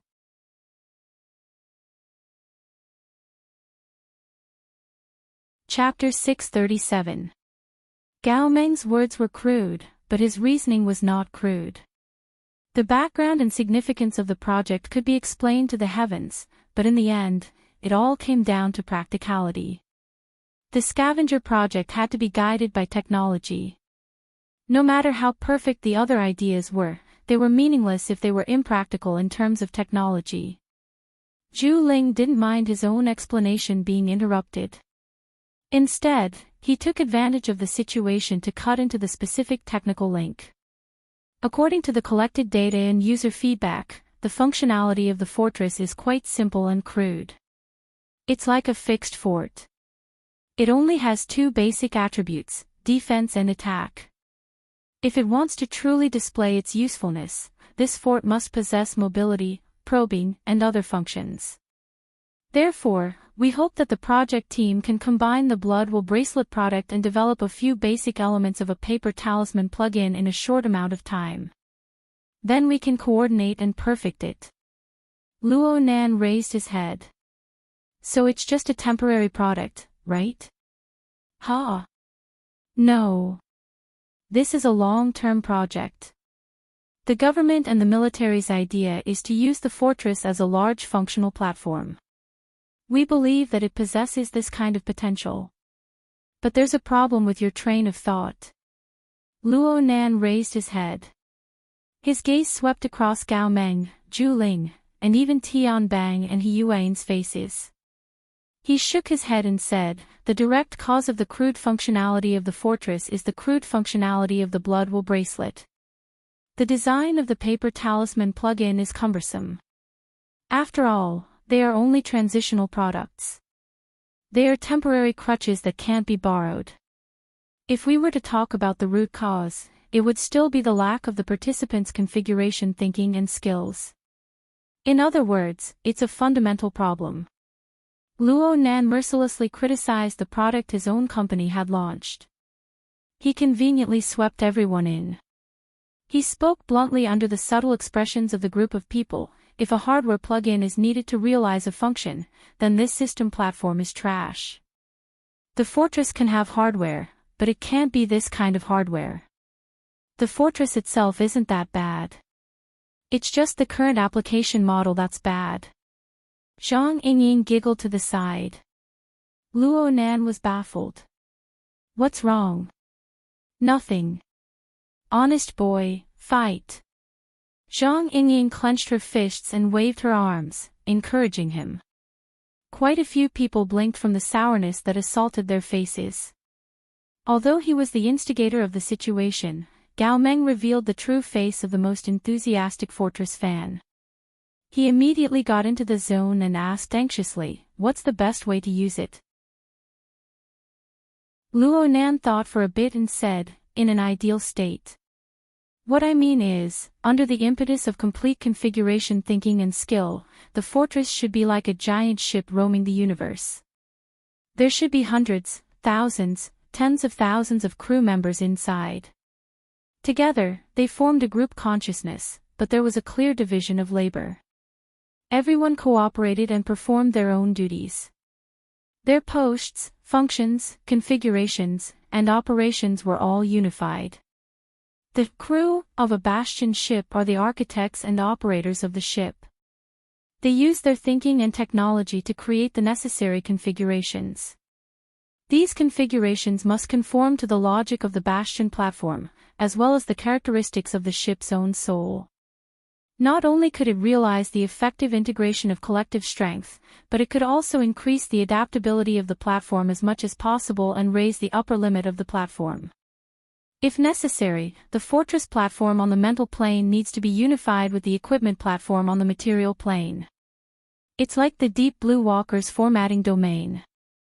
That should be a variant of the abyssal region configuration. It can be effectively combined with the mechanical combat platform and the operator, truly forming a mutual interference between the mental and the material. It is a combat platform that straddles the two domains. Luo Nanyang spoke eloquently. In the beginning, there were people in the meeting room who were whispering to each other and exchanging glances. But later on, everyone shut their mouths and stared at him. Aside from Luo Nan's speech, there was not the slightest noise in the meeting room. Only when Luo Nan's voice fell did Gao Meng loudly applaud. "This train of thought is beautiful. It sounds like everything is right in front of your eyes. You've been thinking like this for a long time." It really was right in front of their eyes.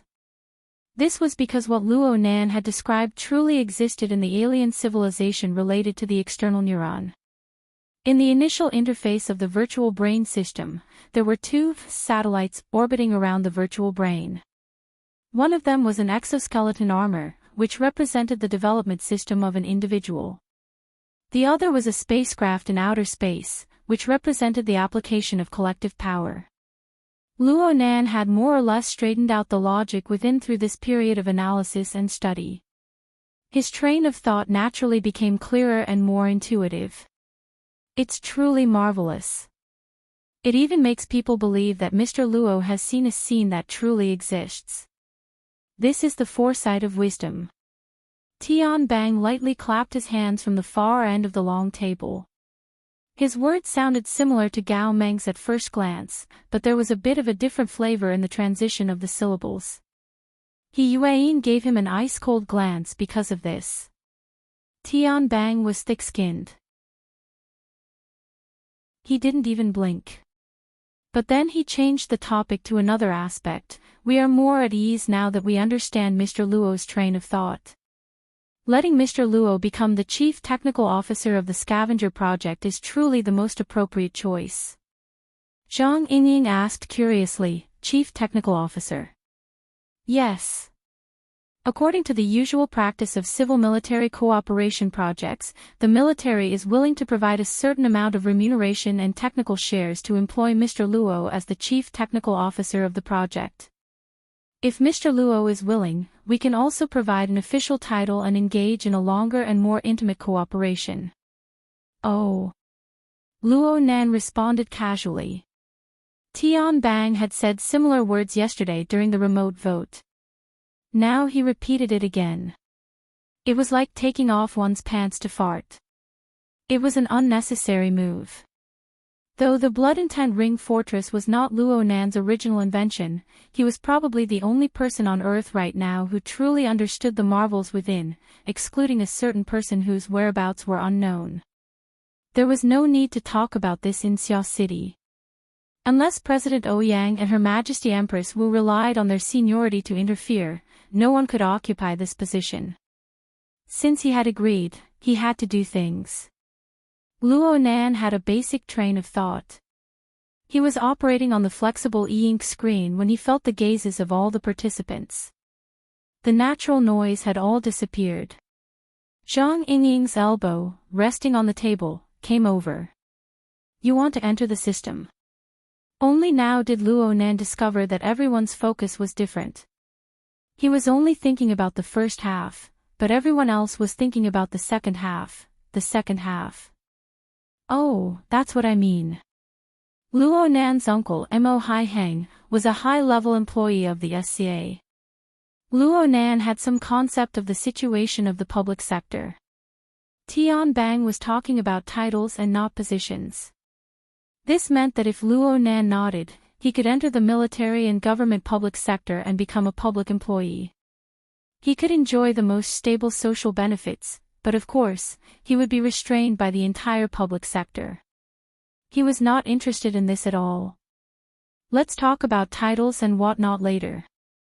It's too troublesome. I don't want people to manage me. The breathing noises in the conference room returned to normal after hearing Luo Nan say this. The group of people all laughed. It had to be said that Luo Nan's current way of thinking was quite in line with his age. They were all laughing, but there were subtle differences between members of the military, members of the society, and even different people. Luo Nan didn't pay attention to these things. It was just as he said before.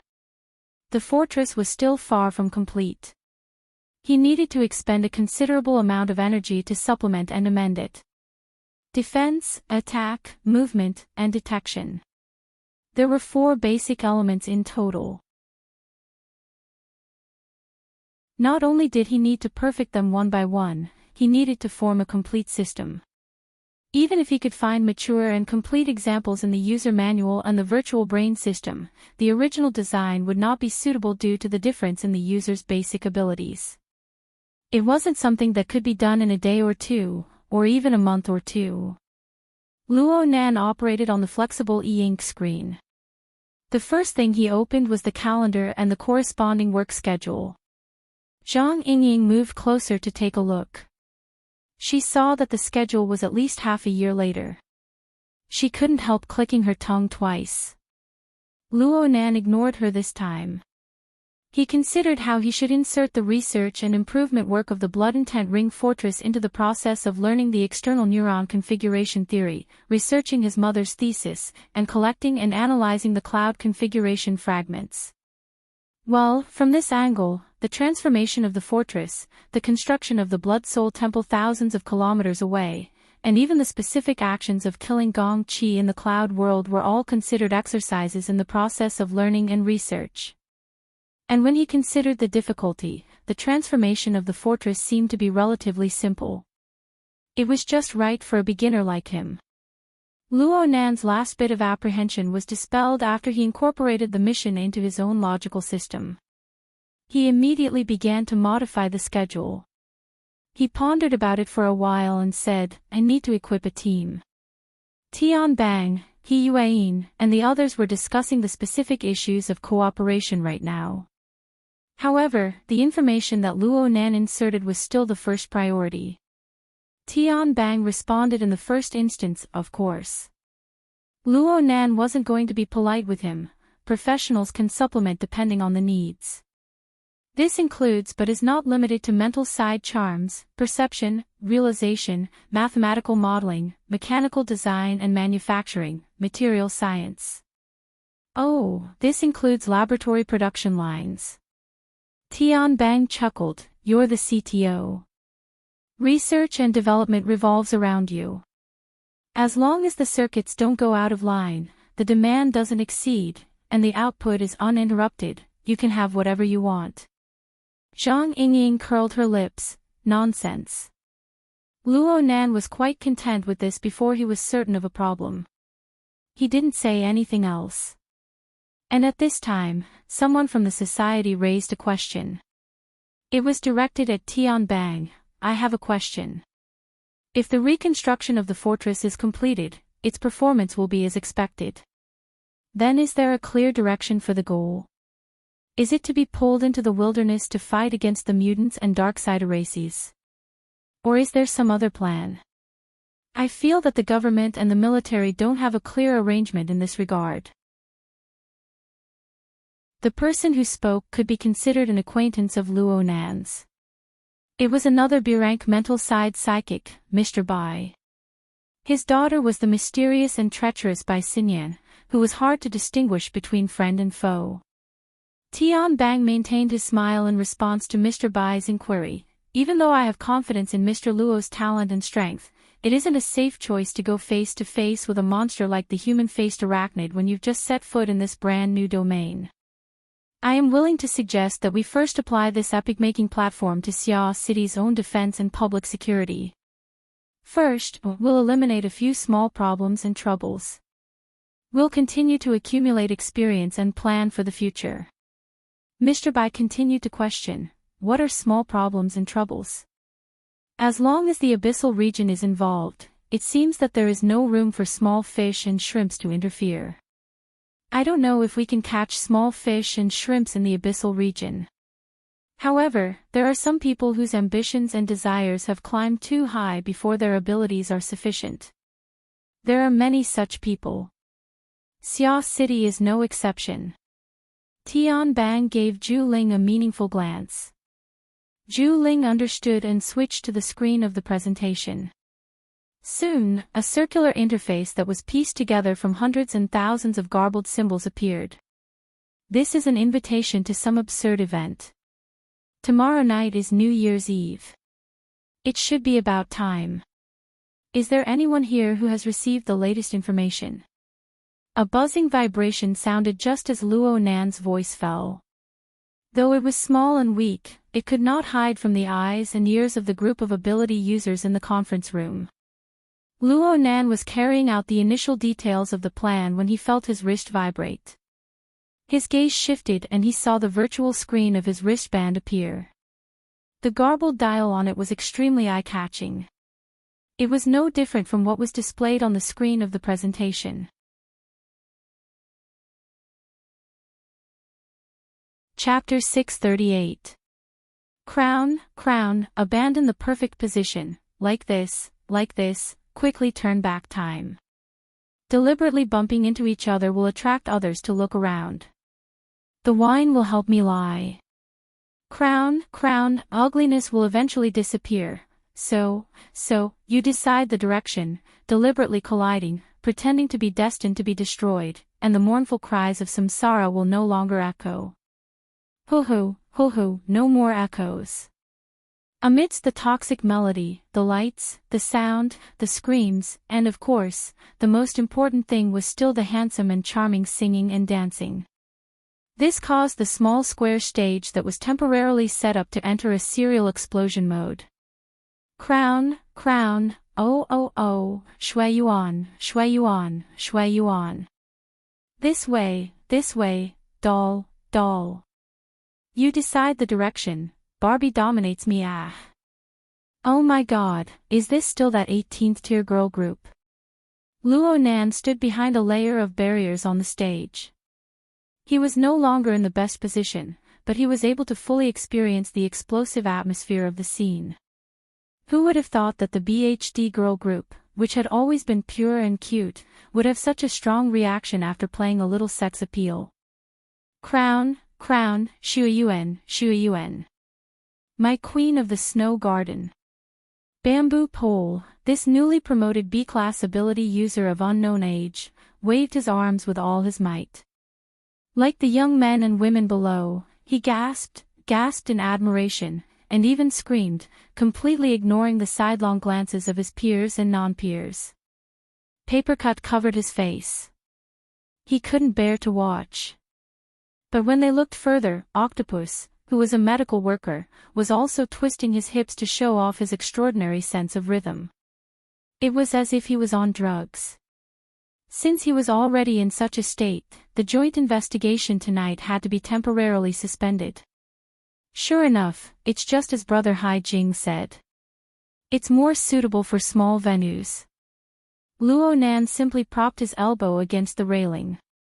He enjoyed this visual feast with a clear conscience. He never imagined that a naive person like Bai Yu would wear a suit, wear sharp eyeliner and maintain a cold expression while dancing. He almost didn't dare to admit it. There was an indescribable sexiness to it. Oh, speaking of which, I seem to have exposed something. Luo Nan subconsciously turned his face away. His line of sight cut through the entire region below. The BHD troupe's small stage performance was part of Xia City's New Year's Eve celebration. Yep, a small part. To be precise, their performance was part of the small stage of the Flowing Water Group in Xia City's New Year's Eve event. While the song, Crown, was being played, at least a dozen similar performances were being performed in various areas of Cloud City Water Village. If there was a citizen in the Sky Square right above the large living area, he would be able to see the live broadcast of more than 10 small stage performances on the big screen in the square. But these were just for the sake of making up for the gaps in the square's singing competition. However, all of these paled in comparison to the main venue in the municipal square. At least, that was the case in previous years. This year's New Year's Eve event at Cloud City Water Village was destined to be very different from the previous years. At the same time, he pulled out dozens of acting scenes and divided them into dozens of stages of various sizes. This proved that the director had either lost his mind or was going to go all out. Only with a huge investment of manpower, money, and energy can we achieve such a grand scene. Those guys are having a great time. Zhang Yingying adopted a pose that was more or less the same as Luo Nan's. She was supporting herself by his side. It was quite a coincidence that Zhang Yingying was dressed in a black suit with fine white stripes and shorts. She was dressed in the same style as the BHD troupe on the stage. She didn't have a lower body, revealing her snow-white long legs. If she were to jump onto the stage, the group of otaku men and women might mistake her for someone else, but they would most likely prostrate themselves before her slender and beautiful legs. Luo Nan just said, "Yep," when Zhang Yingying leaned close to his ear. "I heard that you have something going on with them." "Ha!" It just so happened that the sound waves surged. Yep, that must be it." Luo Nan's face was blank. He expressed that he didn't hear what you said clearly. Zhang Yingying raised her eyebrows. Luckily, Octopus, who was having a great time twisting his body around, shouted from across the crowd, "What's this girl troupe called again?" BHD. Luo Nan responded loudly.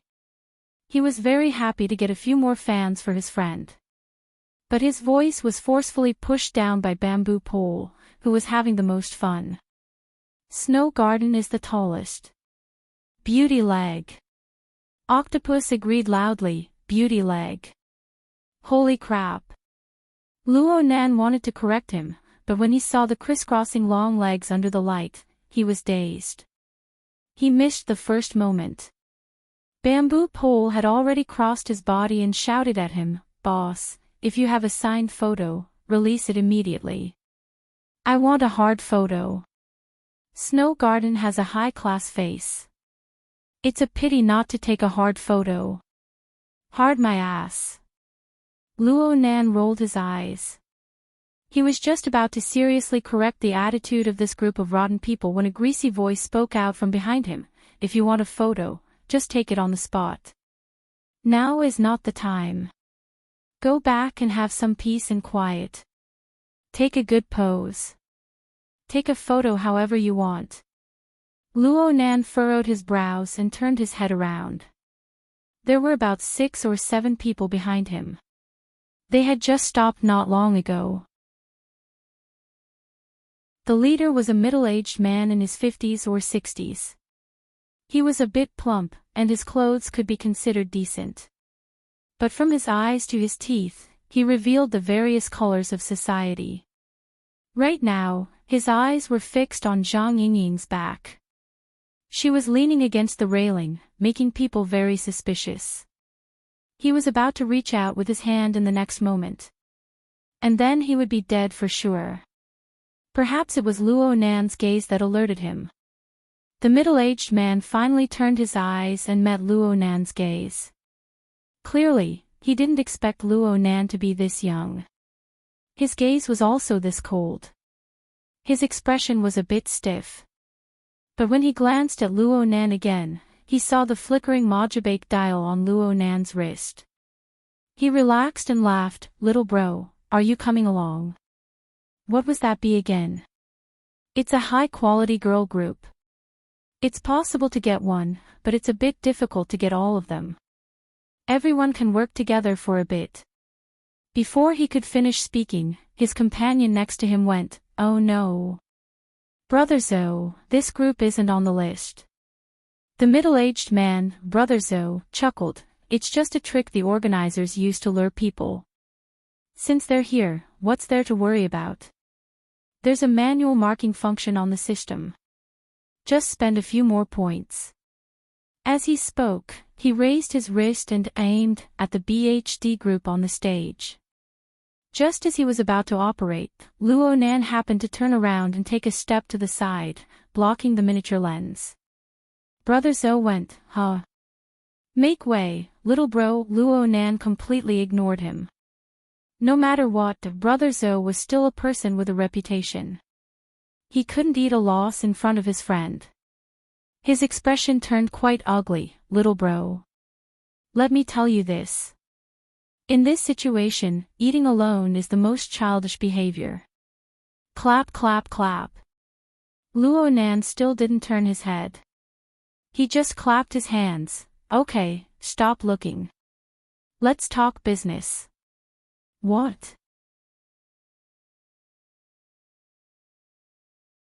Chapter 639.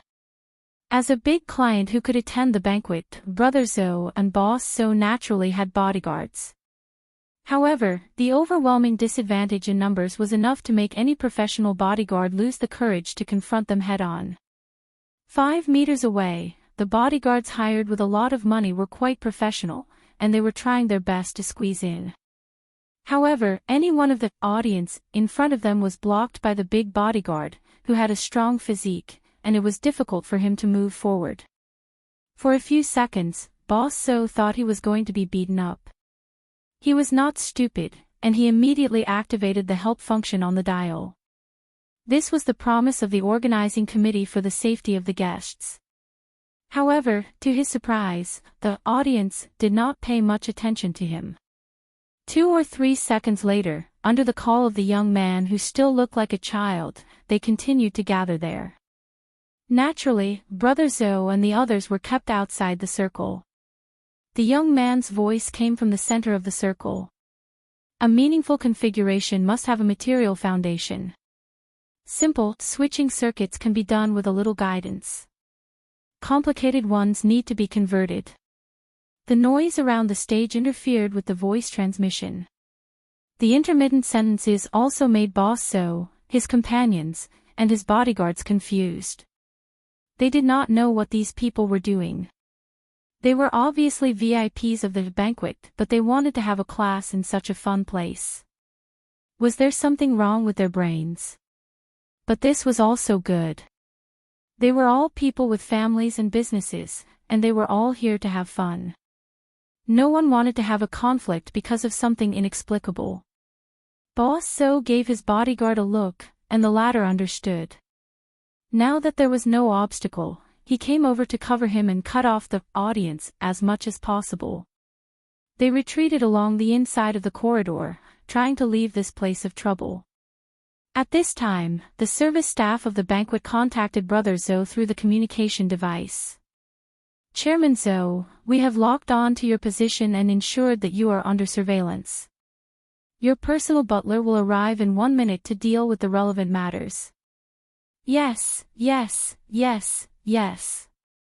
Boss So heaved a sigh of relief, but he also felt a little regretful. If he had known this would happen, he would have brought his personal butler with him. He should not have despised the butler just because he was a middle-aged man about his age. If the butler had been with him just now, at least there would have been a buffer. Even though there would be people coming to deal with the dangerous situation soon, Boss So and his group were not willing to wait around. While those people were focused on the lesson, they continued to retreat. Right at this moment, when the two performances were intersecting, the surrounding noises dropped a lot. In the middle of the crowd, the youth's voice also became clear. Basically, conversion is still necessary. In terms of the composition of the spiritual plane, those that did not enter the abyss were mostly turbid streams.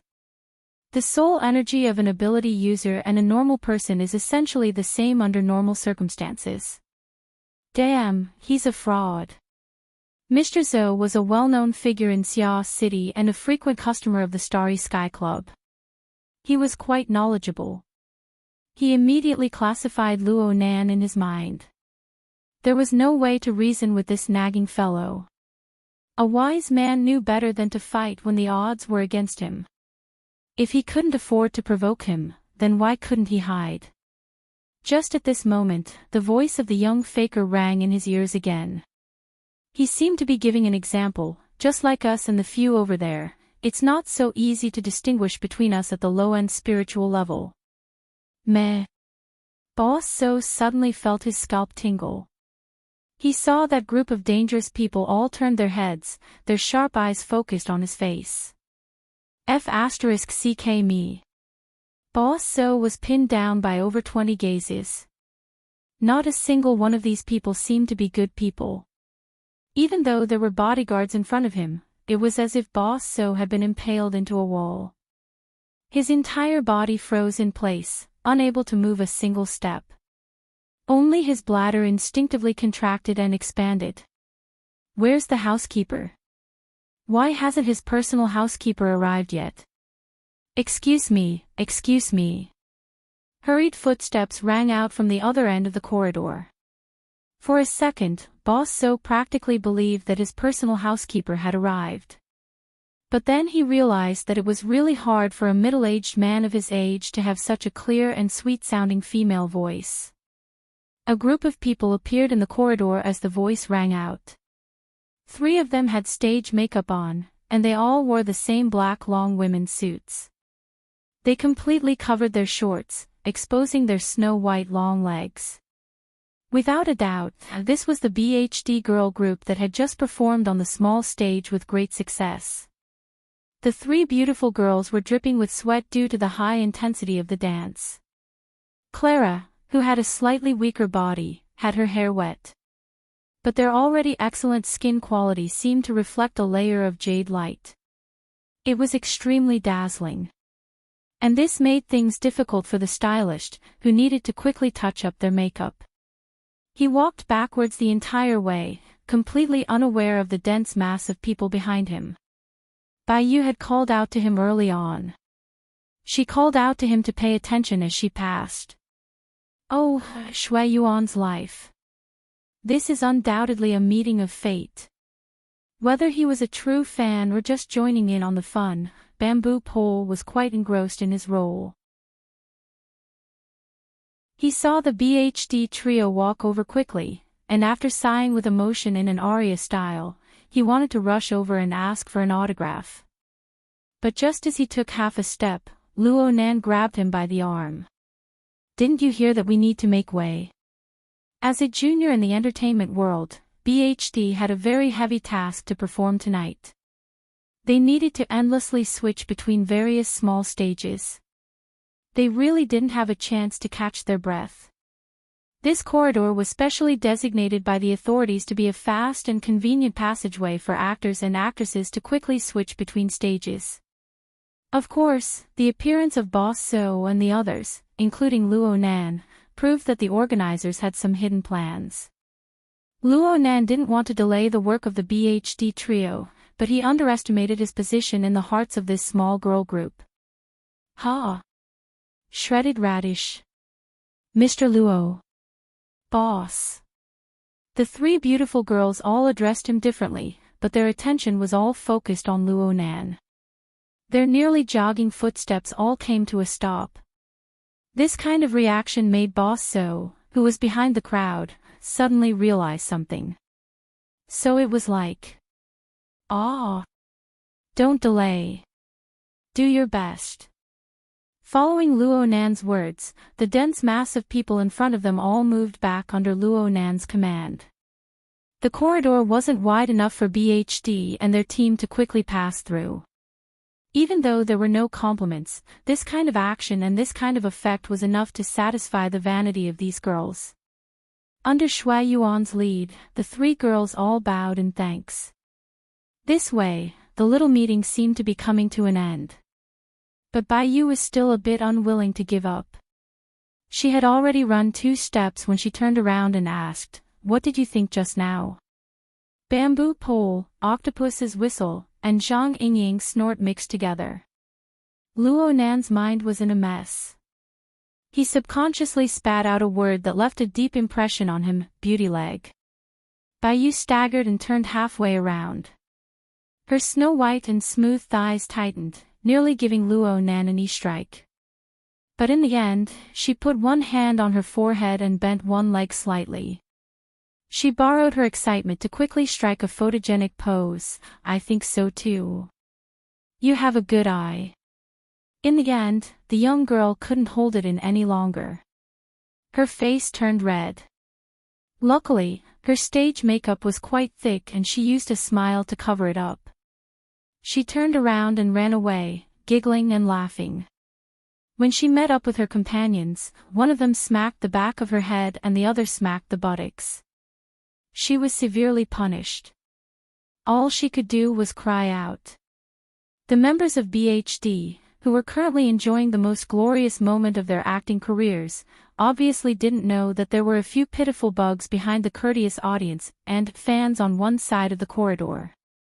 Their eyeballs were about to pop out of their sockets. They looked like a bunch of half-dead fish. "Don't give me an opportunity." Boss So's internal spasms had already affected his stomach function. At this moment, in his blurry vision, a middle-aged man in a classic black suit with a bow tie quietly appeared. This man was none other than Boss So's personal butler. The two had met before when Boss So had entered the venue. It was just that Boss So's brain had been fried back then. He believed himself to be an old player and wanted to do something a bit more exciting, so he refused this service. Now. It wasn't too late. Boss So struggled to speak, but before he could straighten his tongue, he saw his personal butler use impeccable etiquette to bow to the young psychic. It couldn't be considered flattery, but it was a clear and direct choice based on courtesy. It caused Boss So's face to suffer an incorporeal blow. The pain was so great that it suppressed the diffuse internal spasms. The personal butler spoke respectfully, "Mr. Luo, we are very sorry that such an unpleasant matter has occurred." "Oh, it's nothing." Luo Nan swept a glance at Boss So, who was stuck to the wall. He confirmed once more, there's nothing unpleasant. Strangely enough, when Boss So made eye contact with Luo Nan once more, the restlessness that filled his heart and lungs, as well as the rage that rushed to the top of his head, seemed to have been forcefully stuffed into a freezer. It rapidly cooled and froze. Then his reason returned. He used the most basic knowledge of social relations and basic thinking to quickly piece together a logical chain. The organizer of the grand banquet was the LCRF, the famous Life Cycle Research Fund. Specifically, it was organized by Cloud City Water Village and coordinated by the Starry Sky Club. This kind of power was completely unstoppable in Xia City, not to mention the entire Earth. However, the staff of the organizer would rather offend a major client like him in order to display sufficient politeness and humility in front of the young psychic. Wasn't the truth clear enough? Boss So shivered. A person's perception was always particularly sharp at times like this. So he could faintly sense that his rather clever gang of scoundrels had a similar reaction. Then the young psychic shot him a glance at this time. No emotion could be seen in his eyes, but the more it was like this, the more Boss So found it unbearable. He even felt as if his internal organs had been hollowed out. Only the cold energy known as fear grew from within the black hole, spreading layer by layer. His personal butler was a smooth and slick person, but he was truly unable to make an accurate judgment when faced with this seemingly innocent young man before him. He paused for 2 seconds and could only ask probingly, "Mr. Luo, if you don't mind, I'll take these people."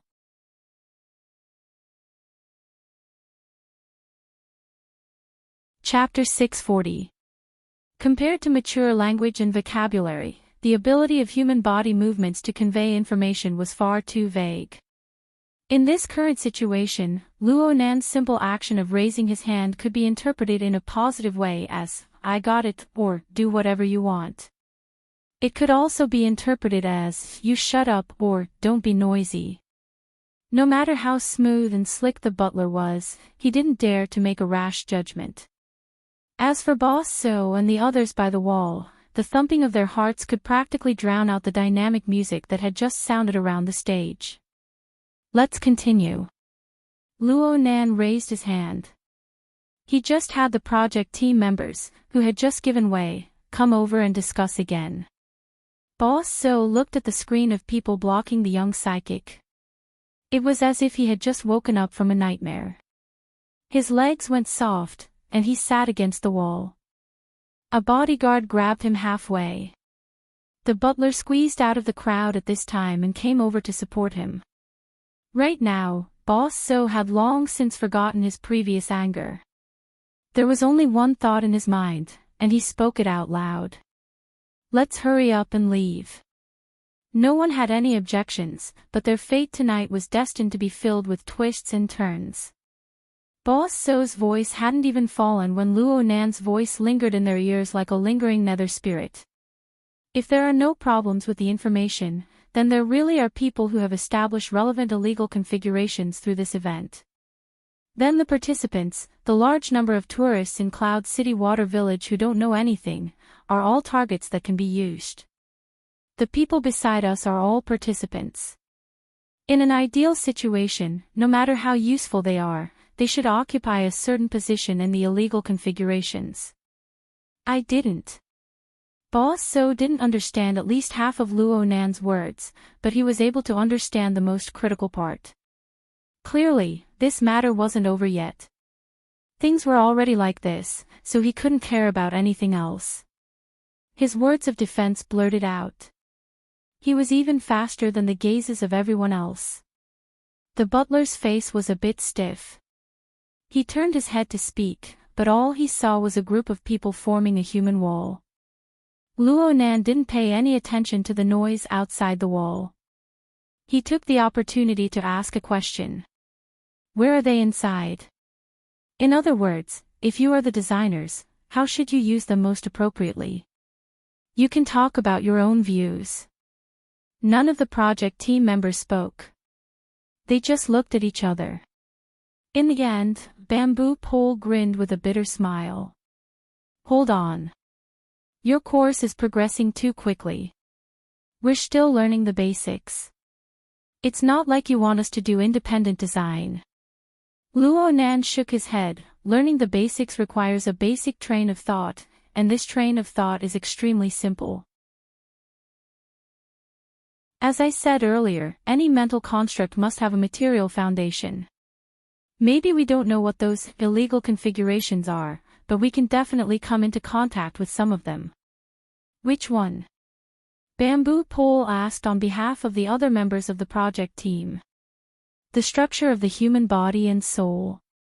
Luo Nan casually waved his hand, taking the people in front of him into consideration. I remember saying that in a broad sense, the structure of a person's body and soul is also a type of configuration. Although the efficiency was a bit low, especially on the mental plane, its material foundation gave soul power a characteristic that was hard to change. The structure of inheritance and evolution over thousands of generations had a certain determinism. The material foundation of the human body determines that our bodies of flesh and blood are not as stable as steel or computer programs. There is bound to be a process of ups and downs. The majority of people under normal circumstances do not have a clear direction in their mental activities. The corresponding power flows, disperses, and transforms. Under these circumstances, soul power is like a container riddled with holes. In theory, it is necessary to seal off all other exits in order to allow it to effectively accumulate and operate. Only a single flow of power is given to this power. Cultivators guard their minds internally. Essence is the only one. This is probably the implementation of similar principles. Luo Nan's words were like words spoken on the side of the road to the elites of the project team present. However, some words needed to be said in the context and the identity of the speaker. The members of the project team all listened earnestly. No one, at least on the surface, showed any impatient emotions. There were even some people who tried to follow Luo Nan's train of thought. A young military researcher said, "Teacher Luo, what you mean is that the turbid flow on the mental plane is similar to ineffective waste heat. And in order to form an effective configuration, efficient rules and constraints must be formed. We need to find these rules." No, it should be to find the exit that forms the configuration rules. Zhang Yingying reminded Luo Nan of the identity of this military researcher. Shi Xinhe. Apparently, he has worked in AB team before. Luo Nan nodded slightly. He was expressing affirmation towards Zhang Yingying's intelligence and Shi Xinhe's train of thought. The exit needs to be singular, but the choice of exit is flexible. The human mind has many layers and changes. High-level ideals and beliefs are fine. Low-level emotions and desires are also fine. You still need to make a judgment based on the actual situation. Take today for example. If this New Year's Eve event is indeed a deliberately created environment, then what is the most appropriate choice? Someone else answered before Shi Xinhe could speak. Of course, it's low-level emotions and desires. Luo Nan shook his head. Too crude. Human emotions are complex. The structure of the human body itself is a chaotic system. The brain regions and neurotransmitters involved in nearly every emotion are different. Conversely, the brain regions and neurotransmitter conduction bring about changes in emotions. The relationship between brain regions and neurotransmitter conduction isn't one-to-one. As a designer, as long as the conditions are met, you can randomly choose an exit. You can have over 10 different solutions. The starting point can be located anywhere in the 3 zones, not to mention the labyrinth of the abyssal region. Luo Nan's denial made the majority of people afraid to open their mouths. Instead, Shi Xinhe muttered to himself, in order to crack this design, the fortress must focus on strengthening the detection and sensing module. It involves many layers and many angles. It seems that attack, defense, movement, and detection are the most important of the 4 basic modules. Does Teacher Luo mean to say that this is the focus of our next step of work? Researcher Shi is worthy of being from the AB team. Bamboo Pole clapped his hands on Luo Nan's head and laughed, searching and fighting as one should be the mental side's inclination and advantage. This direction is certainly not a problem. And speaking from a practical point of view, detection and identification is indeed the #1 priority when it comes to catching illegal configurations. Most people came to a sudden realization at this time. Today, Luo Nan didn't just come to scout and teach. He also came to determine the project team's progress plan. Perhaps he also had the idea of observing and promoting talents. Didn't that sure Shinha just pop up?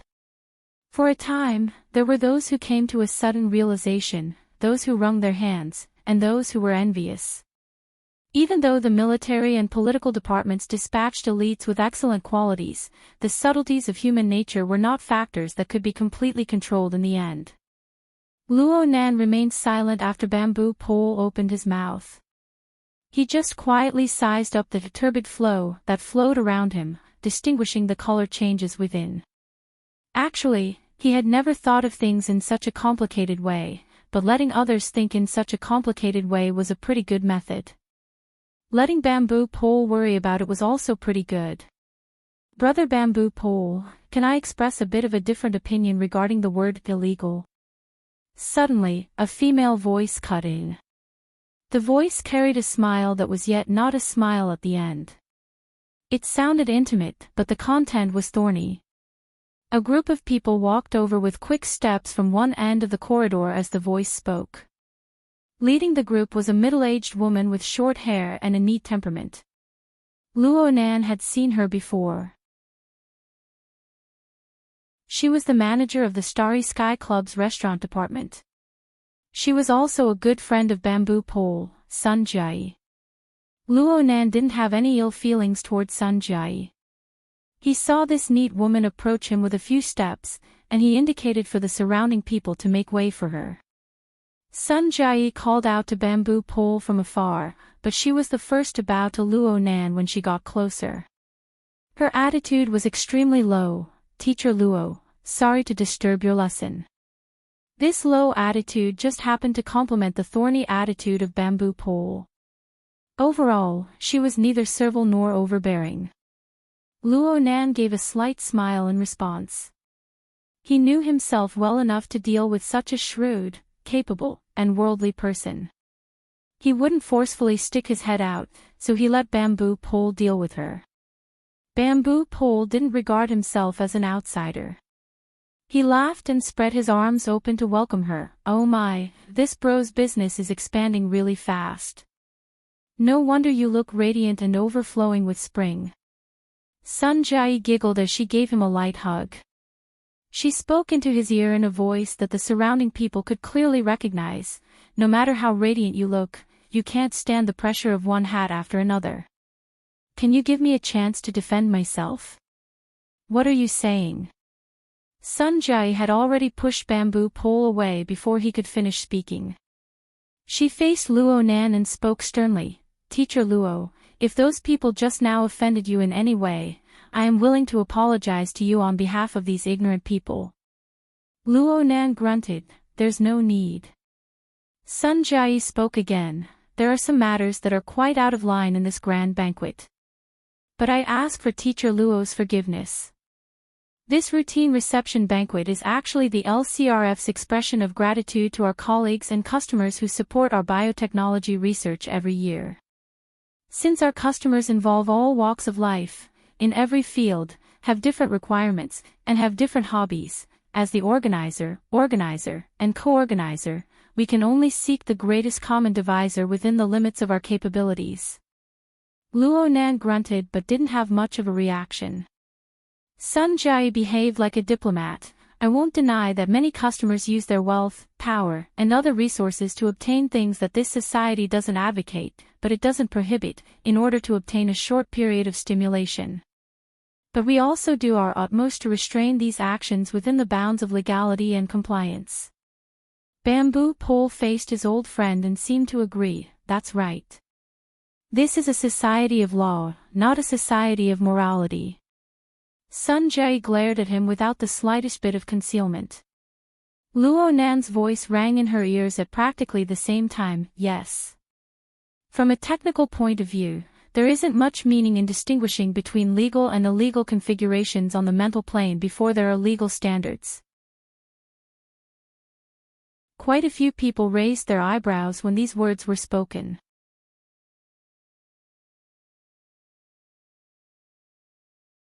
Chapter 641. The current Luo Nan was undoubtedly the center of attention of everyone present.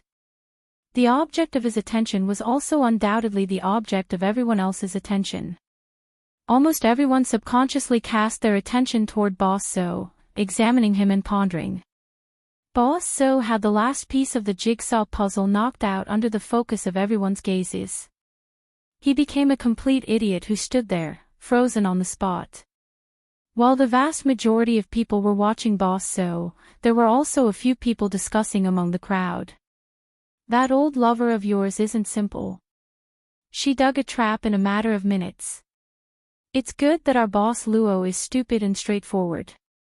He forcefully got over it. Screw you, old lover. She could even be my mom. Uncle Bamboo Pole, your taste is really heavy. It's fine as long as her taste is good enough. Both sides were thick-skinned. Bamboo Pole couldn't do anything about Zhang Yingying. He could only laugh dryly and get to the point. Sometimes, it's better to be a bit more direct when dealing with things. What are you guys talking about? Octopus was a medical worker and a laborer in biological experiments. This wasn't his field of expertise, so he didn't understand for a moment. But this didn't affect his curiosity. Zhang Yingying pursed her lips. I'm talking about Brother Bamboo Pole's old lover. She started talking about legality and illegality. She has bad intentions. Octopus seemed to understand, but he didn't. He could only ask, is there anything else? Hee hee. What's a law?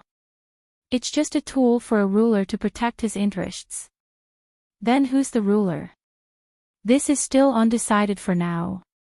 But from the knowledge of the vast majority of people, if they had to choose between the expounder and the executor of the law, who would they choose? Would it be us, the mysterious members of the inner world, or would it be the government and the military? Oh, of course it's. Oh my, this sister is from the Starry Sky Club. Octopus wasn't an idiot. He just couldn't wrap his head around it for a moment. He slapped his thigh when he heard this. That's it. Zhang Yingying shot a cold glance at Sun Jiai. If Luo Nan had followed this woman's logic, then he would have thrown the judgment standards and authority of the relevant configurations to the military, which we have no control over. Zhang Yingying wasn't sure if anyone was deliberately eavesdropping on them, so she simply posted it on the psychic wave network. Don't be fooled by the fact that everyone is working on the so-called Fortress project together. The atmosphere is lively, and the researchers are as respectful as primary school students. Even if this group of researchers were to kneel and lick Luo Nan's boots, could they represent the government and the military in kneeling and licking Luo Nan's boots? It's true that the branch cooperates with the military and political departments, but the Starry Sky Club is basically a bastard of the military and political departments. Bamboo Pole coughed. He's not a bastard, he's an LCRF. His bloodline is more mixed. LCRF, also known as the Life Cycle Research Fund, was an important investment fund in the field of biology jointly funded by several top tycoons on the surface. However, its backers were almost certainly some big shots in the political and military circles. Moreover, many forces in the inner world also had shares in it. Don't be fooled by how Tianbang treated the so-called Grand Banquet as a target, looking like he was about to flip the table. From the perspective of bloodline, this was more like a small experiment conducted within a controllable range. To put it a bit more formally, it was nothing more than a confrontational drill. Disregarding the element of internal strife, there might even be important members of the LCRF in the drill directing department. In the eyes of these people, the branch ability users led by Luo Nan were no different from the so-called creators of the illegal construction. If they were to really dispute over this matter, both sides would go to court. They would be casually manipulated by others. Who knew how long it would take to figure out who was right and who was wrong? Even if they were able to figure things out in a short amount of time, once this matter became a precedent, would they still have to follow the same rules if they were to encounter similar matters in the future? When that happened, the Xia City branch would be handing over the initiative and moral status. It was fine if the two sides were harmonious, but if there really was a conflict, it would be nauseating to death, not to mention anything else. Zhang Yingying and Bamboo Pole, these two scheming people, couldn't help but feel lingering fear. After Zhang Yingying calmed down, she became very curious. Do you think our boss Luo really doesn't understand, or is he pretending not to understand? Right now, no one could give Zhang Yingying an answer. The core party, Luo Nan, didn't need to give anyone an answer or an explanation. He just glanced at Boss So once more. He didn't want to linger in this cloister that had already been completely cut off. He walked forward without a word. 20 to 30 people naturally followed him forward. In the blink of an eye, the stream of people in the cloister had pretty much dispersed cleanly. Only Boss So's group of people were left standing there stupidly. They were like human stumps. An unknown amount of time passed before Boss So's brain finally recovered to a minimum level of operation. What the hell? What the hell? His mouth muttered curses, but in reality, these curses didn't leave behind any traces in his memory. Someone from his gang of scoundrels asked at this time, "What do we do?" Boss So's mind was restless. He slapped the wall. What do we do? Haven't we had enough yet? We didn't check the almanac before we left today. Let's go back. Let's go back, okay. Boss So's personal butler spoke at this time. Mr. Zhou, tonight's events are absolutely not something we want to see. Boss Zhou wanted to get angry, but he had just confronted a true big shot. He really couldn't bring himself to be angry. He could only chuckle twice. Fine. You don't need to say anything. I crawled out of the corpses of World War III when I was a kid. I know what to endure and what to admit. Just pretend that I never came here tonight. It had to be said that Boss So's behavior was quite straightforward. The problem was that the personal butler didn't loosen his grip. Mr. Zhou, from the standpoint of the Foundation, please give us a chance to make up for it. Boss So was baffled. I don't need any compensation. I want to go home and sleep right now. Of course. This isn't a problem. We just need to adjust our timing and pace. The personal butler finally loosened his grip. But at this time, a dozen or so robust young men wearing black suits walked over from the other end of the cloister. They pressed forward. While Boss So and the others were muddle-headed, they had already assigned their tasks. 2 people were assigned to take care of 1 person. They didn't even miss out on bodyguards. This was a powerful invitation. Please do us the honor. The personal butler's expression was the most professional. At the very least, it was impeccable in form. Let's not talk about how Boss So and the others in the cloister were honored. Luo Nan and his group were already half a floor away. They were truly majestic.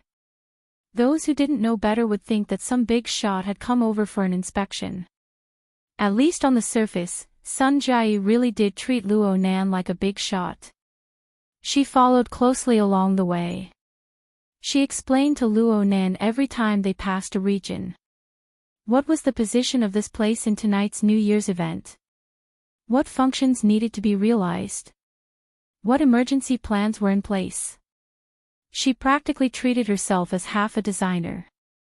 Luo Nan was quite interested in this. This was because this was very much in line with the theory that all configurations must have a material foundation. With Sun Jia's explanations and his own overall observation with his mental senses, Luo Nan already had a more intuitive and clear understanding of the overall planning and layout of the grand banquet. This would be very beneficial to the progress of the project. Unfortunately, the time was almost up. Luo Nan raised his wrist to look at his watch. He added a few words in his mind before finally speaking. "Thank you for your explanation, Director Sunday. I have benefited greatly from it. I need to go take care of a few private matters." "Ha! Forgive me for asking, but does Teacher Luo need any help?" Sun Jia didn't feel the least bit presumptuous in her words. "I'm just going to see my sister. She has a performance on the main stage tonight. She has an appointment with her family." Recently, Luo Nan's status in the inner world had risen with the tide. In a certain sense, it had increased the safety of his family. The big powers were watching closely. Small thieves didn't dare to make a move. It was much better than when the 2000th Miss incident was brewing. Under these circumstances, he was a lot calmer when it came to talking about his family situation. In fact, part of the reason he came tonight was to lead a team for research. But more than that, he came to protect his friends like BHD and his sister, who was also performing at the Cloud City Water Village branch venue. Sun Jia had the status of being the organizer and co-organizer. She certainly had a thorough grasp of this sort of information. She wasn't surprised at all when she heard Luo Nan's words. She said with a smile, "Since it's a family gathering, then we won't disturb you. If Teacher Luo has any needs, just let me know. Tonight at Cloud City Water Village, there's no one more convenient than us to do things." "Okay." Luo Nan wasn't polite. He gave a slight nod, but then he thought of something else. He said, "Director Sun, that boss So doesn't have anything valuable on him. Don't make things too difficult for him." Zhang Yingying pressed her fingers against her forehead. Her slender hands covered most of her face as she laughed sullenly. She had just said that he didn't understand. She was really sorry. Sun Jia was actually able to maintain her smile unchanging in this awkward situation. "Don't worry, Teacher Luo. Some clients are quite curious. They want to take advantage of this special environment and time to carry out a few special experiments. But overall, there's still a sense of propriety." Luo Nan was amused when he heard her words. "What do you mean by experiments? For example, experiments?" A male voice suddenly appeared, replacing Sun Jia's explanation. At the same time, a tall and thin man appeared in front of the crowd. He took 2 steps forward, but he was promptly blocked by Chinikuan and Gouda. Sun Jia didn't have such a reaction when she appeared. This also proved that the 2 security elites were intensely vigilant towards the newcomer. The tall and thin man wore a well-ironed formal suit. His appearance was ordinary, but his aura increased. He stood there with a chuckle, looking very calm. He didn't care about Chinikuan and Gouda's obstruction at all. Or it could be said that he didn't care at all.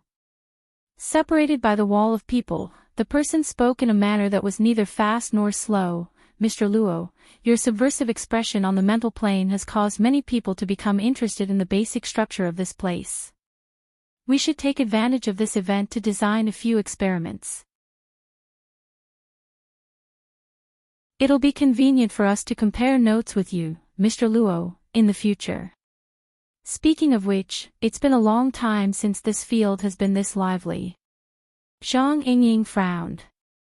She moved closer to Luo Nan's ear and whispered, "This person is."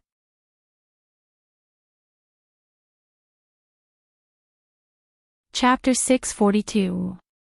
Luo Nan spoke straightforwardly, causing Zhang Yingying and a few other friends who were most familiar with him to be stunned. They could not understand how Luo Nan knew this person for a time. It must be known that secret orders were not like the Ability User Society. All of their members could be found on the website.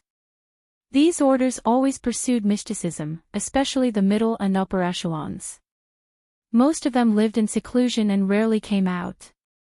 Rumors and all sorts of intelligence were mixed together. It was hard to remember without specialized research. Li Taixing seemed to be a bit surprised.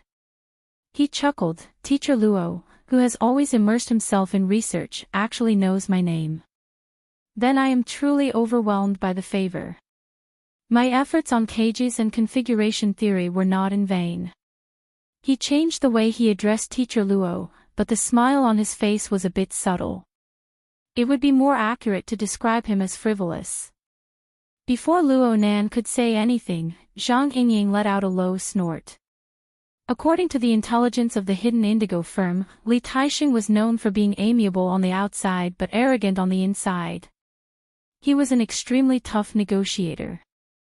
The reason why he was not described as an expert was because he had truly negotiated very few difficult cases. This fellow was simply the loudspeaker and megaphone of the Order of Justice's power. She saw him use the word "I" 3 times in a row in 3 sentences. He had an attitude of "I am the center of everything." Even if his true personality was different from what was reported in the intelligence, the difference would not be too great. This fellow suddenly appeared in Xia City. It was hard for people to not think about complicated things. Zhang Yingying immediately sent this new intelligence to the firm and the relevant departments of the Xia City branch.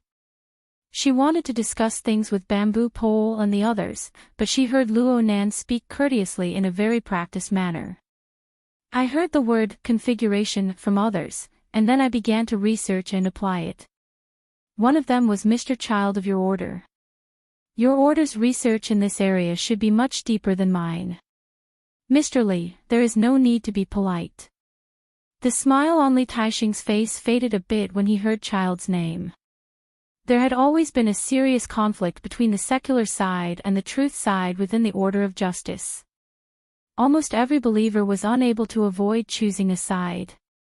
Unfortunately, Child was a capable general of the truth side when it came to these political coordinates, while Li Taixing was a staunch supporter of the secular side. The two had even clashed and dueled twice, let alone being friends.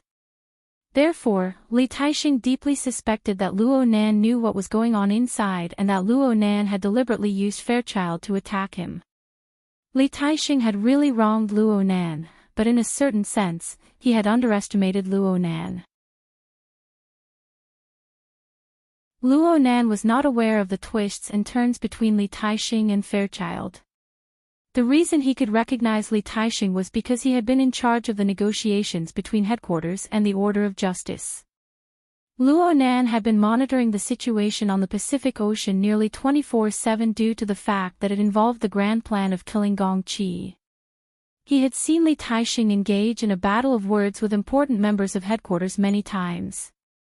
Sometimes, Li Taixing had his arm around headquarters shoulder to shoulder. He had seen it many times, so of course he had to pay attention. Speaking of which, for the past 2 days, he had been wholeheartedly studying the information left behind by his mother and had not paid attention to the new movements over there. Therefore, Luo Nan and Li Taixing exchanged a few words of nonsense with each other. Their intentions were to gather intelligence. Luo Nan shot a glance over as his thoughts spun. He discovered another familiar face. Xing Xiao. This person had once teamed up with An Wang. They could be considered to have crossed paths during the incident at Frost River Reality back then. After An Wang's fate was unknown, Xing Xiao became the temporary person in charge of the Order of Justice in Xia City. Xing Xiao and Luo Nan's believer, Bays, were one civil and one military. They supported each other and barely managed to preserve a portion of the Order of Justice's properties in Xia City. However, they no longer had a sense of existence. Oh, Xing Xiao had come, but Bays was nowhere to be seen. Also, Bays hadn't warned Li Taixing, a direct secret-bound first oblatum of the Order of Justice, that he had come to Xia City. Did he give himself away? Or was he completely marginalized? Luo Nan pondered Li Taixing, and Li Taixing pondered Luo Nan. Both sides were unable to grasp the main points. Unfortunately, Li Taixing still wanted to give a response. He could only deliberately bypass Fairchild and put on a fake smile. It is said that the accomplished are the teachers. While the vast majority of people are still tossing and turning about black mass and white witchcraft, teacher Luo has used the format to formulate arguments, deciphered the meaning of the cage, and expounded on the marvels of configuration. He has seen through many mysteries with a single sentence. The title of teacher is not something that comes out of thin air. Luo Nan really liked this topic. He just so happened to see Jing Shao, so he returned the favor. Your Honorable Order uses the evolution field to propel the projection of the scales of truth. It is the most ingenious and grand soul strength transformation technique I have ever seen. It is said that a tall building rises from the ground. With this kind of transformation technique, the Order of Justice should be unrivaled in the world when it comes to research on the basic structure of the mental plane. You have this kind of foundation, yet you still want to strive for perfection. The research spirit of your Honorable Order is truly admirable. Li Taixing had managed to maintain a smile with great difficulty when Luo Nan's seemingly polite words entered his ears, but it nearly collapsed. The word "mother" swayed at the corner of his mouth twice before he swallowed it back down with great difficulty. Many people saw Li Taixing's unsightly expression. Those who understood the situation better, such as the intelligence expert Zhang Yingying and the Secret Order's research expert Bamboo Pole, could not help but snicker in their hearts. According to a few reliable and unreliable rumors, the Order of Justice rose to power because their first-generation First Ablatum coincidentally discovered the ultimate killing weapon, the Scales of Truth. He borrowed the power of this top-notch sacrificial weapon to become one of the most powerful beings on this planet in a short amount of time. No one could deny the talent of the Order of Justice's first-generation First Ablatum, but at the same time, there was a consensus in the industry. Many of the techniques and theories of the Order of Justice were established by reverse engineering the mighty power of the Scales of Truth. Even though it could not be confirmed that the foundational theories of the Order of Justice were flawed, this was indeed a reason for some powers to denounce and ridicule the Order of Justice. Of course, Zhang Yingying and Bamboo Pole did not believe that Luo Nan had done this deliberately. However, the more unintentional his words were, the more hurtful they were. Sure enough, Luo Nan did not specifically target anything. He even temporarily forgot about Gong Qi, Bays, and other practical problems because of the topic of this domain. Instead, he focused on a new topic, expanding his train of thought once more. He began to discuss with Li Taixing. First ablatumly, are the experiments conducted by your Honorable Order the same as those conducted by others? Li Taixing reluctantly responded, there are some differences. Luo Nan shook his head. If you're talking about structural verification experiments on the mental plane, then I don't believe that the direction of your Order of Justice's experiments will be consistent with our project team and the vast majority of ability users of the mental side. Li Taixing was stunned. What do you mean? Luo Nan said, it doesn't matter what the nature of the various experiments First Ablatumly has mentioned. It doesn't matter if it's black mass, white voodoo, or Eastern Taoist techniques. They can all be viewed as configurations or variations of configurations. Since this is the case, we must follow the fundamental principles of configuration. We must design according to the nature of the mental plane. Your Honorable Order is in the abyssal region. There was a limit to Li Taixing's patience. He interrupted Luo Nan's words. Teacher Luo, you misunderstand. The majority of our related experiments are conducted in the Three Zones region. Oh, you've already rejected this traditional concept. What should we call it now? Mental turbid. Of course we know that the abyssal region is a kind of nature. The construction and design of the abyssal region requires a qualitative change. Luo Nan shook his head and interrupted, it's not the same. The difference doesn't lie in the abyssal region or the abyssal region. It lies in the construction of the system itself. Oh. We all know that it's impossible to construct a configuration in the abyssal region when the soul strength of an ability user is still trapped in a cage. It's even more impossible for the general mental turbot to construct a configuration in the abyssal region. Hold on. Isn't there still the Ring of Blood Intent Fortress? There's also the Scales of Truth of Justice of your order. Forgive me for not being clear on the corresponding system of your order, but I assume that the Scales of Truth are used as a foundation for construction. I'll use this name for the time being.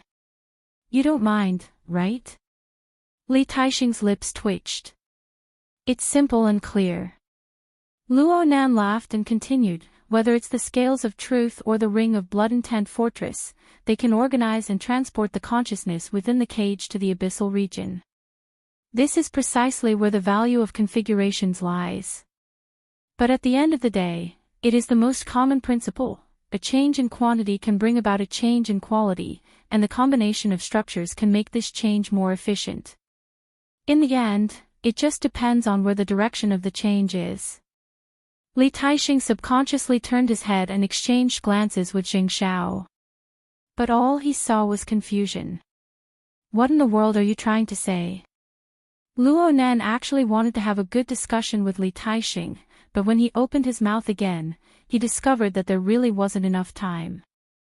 In the end, he decided to make a long story short. His tone was quite hurried. The inclination of the system determines the direction of the configuration itself. From what I can see, the Ring of Blood Intent Fortress should be classified as a tool type. It's like a spaceship assembled from parts. Through operation, everyone's strength is gathered together to charge into the abyssal region. It is a vehicle that carries soul strength. Its other functions can be created and assembled. It can also be dismantled and discarded.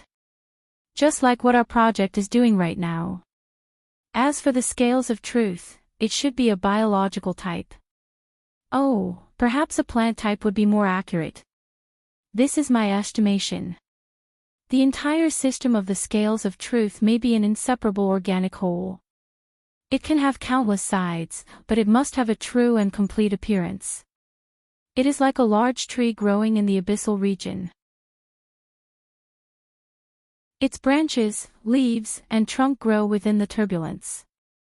At the same time, there is an enormous root system that resides within and beneath the abyssal region. It absorbs nutrients from all levels. Then through various channels and methods, it is digested and absorbed by the entire system. In this way, one is manufacturing parts, while the other is developing roots. How can their natures be the same? The entire audience was silent. Perhaps no one could completely understand Luo Nan's words. But if they could understand a bit of what Luo Nan was saying from a macroscopic perspective, then they would have some thoughts and gains. At the very least, it was a kind of understanding.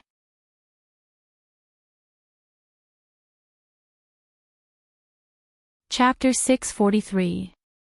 The atmosphere of Luo Nan and Li Taixing's exchange was heavy and oppressive. 700 meters away from this group of people, Fei Jin wore a conservatively styled evening gown that accentuated her figure. She paced back and forth in the room. The virtual interface inside was playing the scene of the scene 700 meters away. The content made Fei Jin. More accurately speaking, it made the controller behind Fei Jin rather irritated. Yin Lu was still in a temporary stronghold several dozen kilometers away. She had been controlling Fei Jin to make the final preparations. She would appear before Luo Nan when the opportunity arose to carry out the relevant plan. But she never expected that she would encounter such a scene when she used her authority in the LCRF to remotely observe and collect Luo Nan's position and other relevant information through the monitoring system. This person. Is he crazy? Her voice dissipated within the room, but she didn't receive any response. Yin Lu turned to look at Mrs. Halder and saw her boss quietly sitting in a rocking chair. Her eyes were slightly closed. It seemed that she wasn't paying attention to the situation over at Cloud City Water Village. Or perhaps she didn't care about this matter at all. Didn't care. How was that possible? Enla didn't believe that her boss didn't have any ripples in her heart. At the very least, she knew that the feelings in her heart were 10 times more complicated than what she had said. As a priest of the order who understood the fundamental marvels of the solidified configuration of the Abyss region, Enla had always prided herself on being wise.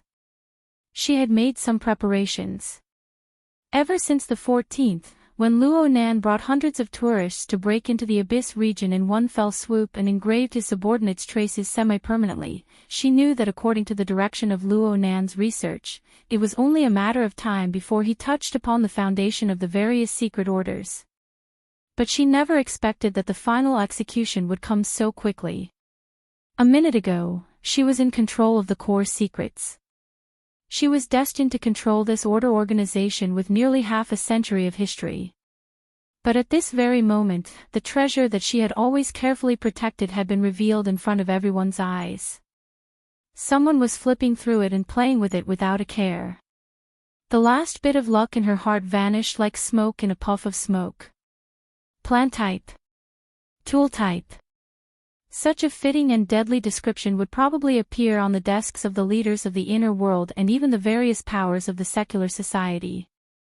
Not only did Luo Nan's explanation penetrate the essence of the solidified configuration of the Abyss region, he even dissected the difference between the order configuration and the self-constructed configuration from a more objective angle. He tore down the final piece of the secret order system. After Shaman, the devil, the divine, the enchanting beauty, or the ugly monster, could only be judged by the more and more people who knew the truth. To the Blood Flame Order, to all secret orders, this was a sudden storm. I really want to kill him. Half a second later, Enla realized that she had actually muttered it out loud. On the rocking chair, Lady Halder's eyes were still closed. Her body swayed gently, and a low voice flowed out from between her teeth. Both are expressing one's thoughts, yet there's actually no value in comparing them. I might as well do something more valuable. Enla was speechless.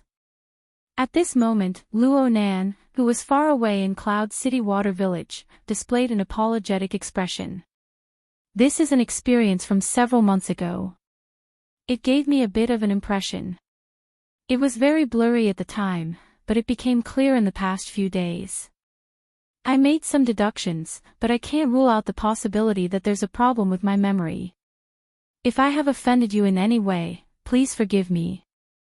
Without waiting for Li Taixing to respond, Luo Nan tapped his wristband. It's about time. I need to hurry over. First oblatumly, even though the nature of our experiments are different, we can still exchange basic principles. I hope that there will be a chance to talk again later.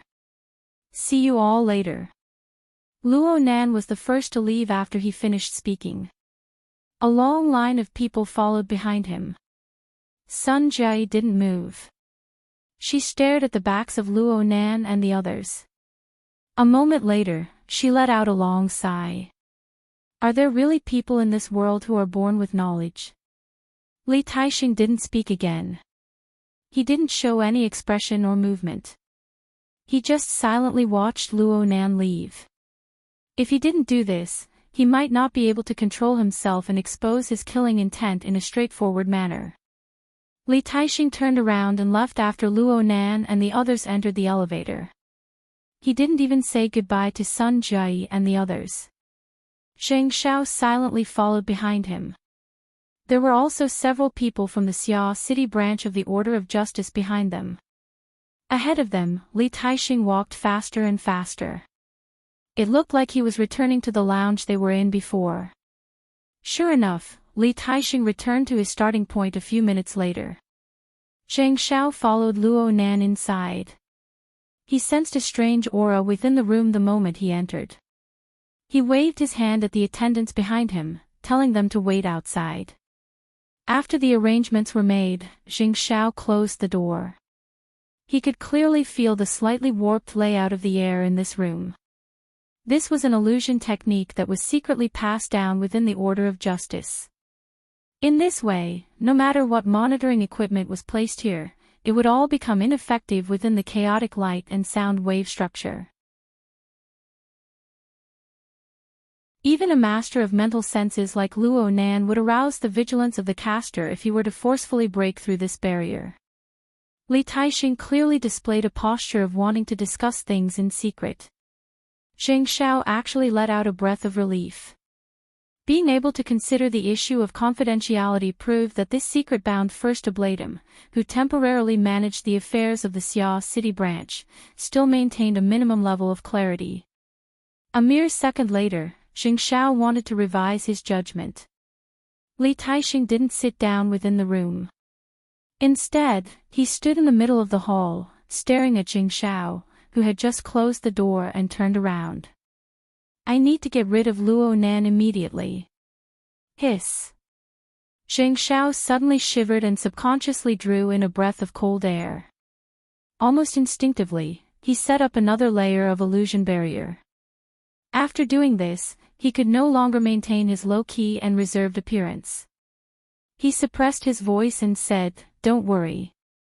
First ablatumly, be careful with your words." Li Taixing laughed when he saw Zheng Xiao's appearance. What do you think the Xia City branch will think after what just happened? What will they think when they realize that we laid down 2 layers of illusion barriers for a secret discussion? It's better than you pointing at their noses and shouting about killing. Zheng Xiao wouldn't say this sort of silent criticism out loud. He could guess the reason behind Li Taixing's great killing intent, so he took a roundabout way to persuade Li Taixing, first ablatumly, although Luo Nan is gifted by a god, his temperament and experience are lacking. The logic of his words often transcends the horizon. He might not have done it on purpose. Li Taixing directly interrupted him, gifted by a god. Do you also believe that there are people who are born with knowledge in this world? This. How about this? Let's do a multiple choice question. A single choice question.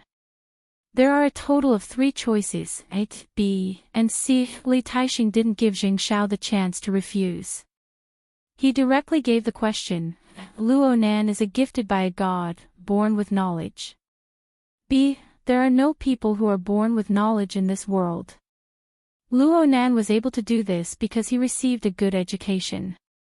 He had one or a few good teachers who imparted a complete system of knowledge to him. C. There are no people who are born with knowledge in this world. With Luo Nan's family background, he doesn't have the time, energy, or conditions to learn such a complete and advanced system of knowledge from a teacher. He has other channels to obtain knowledge, and the current him is very likely to be nothing more than a plagiarist and a porter who borrows this channel. Which one do you choose? Zheng Xiao laughed bitterly, but he still hoped to persuade Li Taixing. He deliberated his response. Now that you say it like this, being born with knowledge is indeed the least likely option. But if it's a teacher, for example, his grandfather who has already gone mad, and his parents who have already been confirmed dead. Li Taixing sneered. Ever since Luo Nan's fame rose to prominence, various powers have conducted research and excavations into his family's circumstances as well as his grandfather's formatting theory. But what was the result? This. Too many people have been disappointed. The classical theory of formatting theory is still a freak that is a mixture of classical philosophy and neurobiology. Perhaps this theory does indeed possess a certain amount of influence in the wilderness, but compared to the rapid development of the archetype format in the last 10 years, this theory has already fallen behind in all aspects. Li Taixing stared at Zheng Xiao with a stern expression. Do you think that Luo Nan, a 15 or 16-year-old kid, is able to push this theory to such an inconceivable degree under the premise that he isn't gifted by God? The consecutive rhetorical questions made it hard for Zheng Xiao to parry. He could only laugh bitterly after bitterly. Li Taixing helped Zheng Xiao come to a conclusion. All right. Using the simplest method of elimination, we will inevitably choose C. Since this is the case, where does the channel come from? Where does the system of knowledge come from?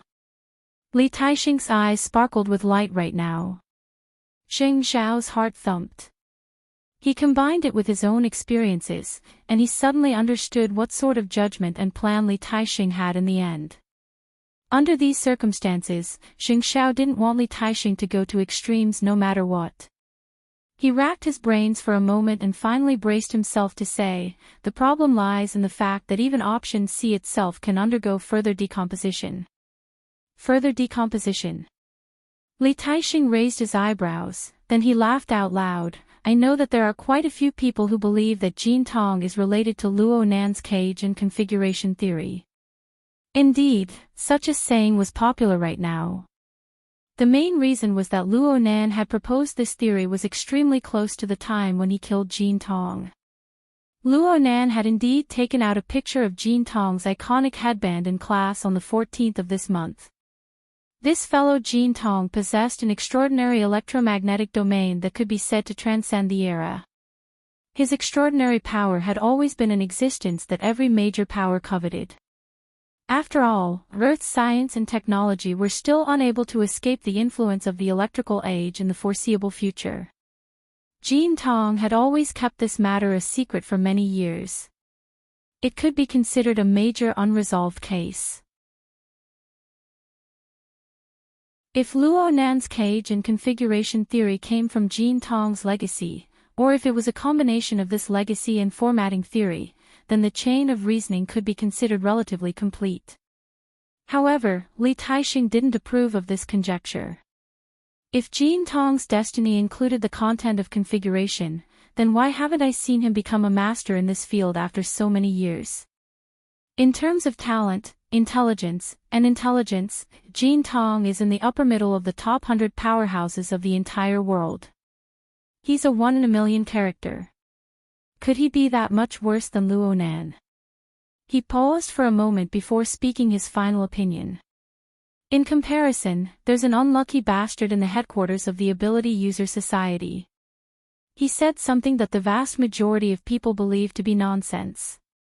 In fact, it really should be nonsense.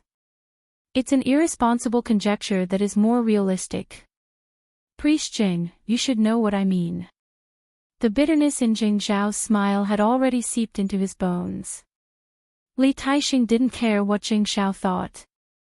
He spat out 4 syllables, one word at a time. You're tuning into the LoveLore Library YouTube channel. We're so grateful for your support, and don't forget to subscribe to join us on this incredible journey through captivating stories. Your generosity through donations truly makes a world of difference, as it's the primary source of revenue that allows me to expand and enhance this channel for you. Thank you from the bottom of my heart for being a part of this adventure.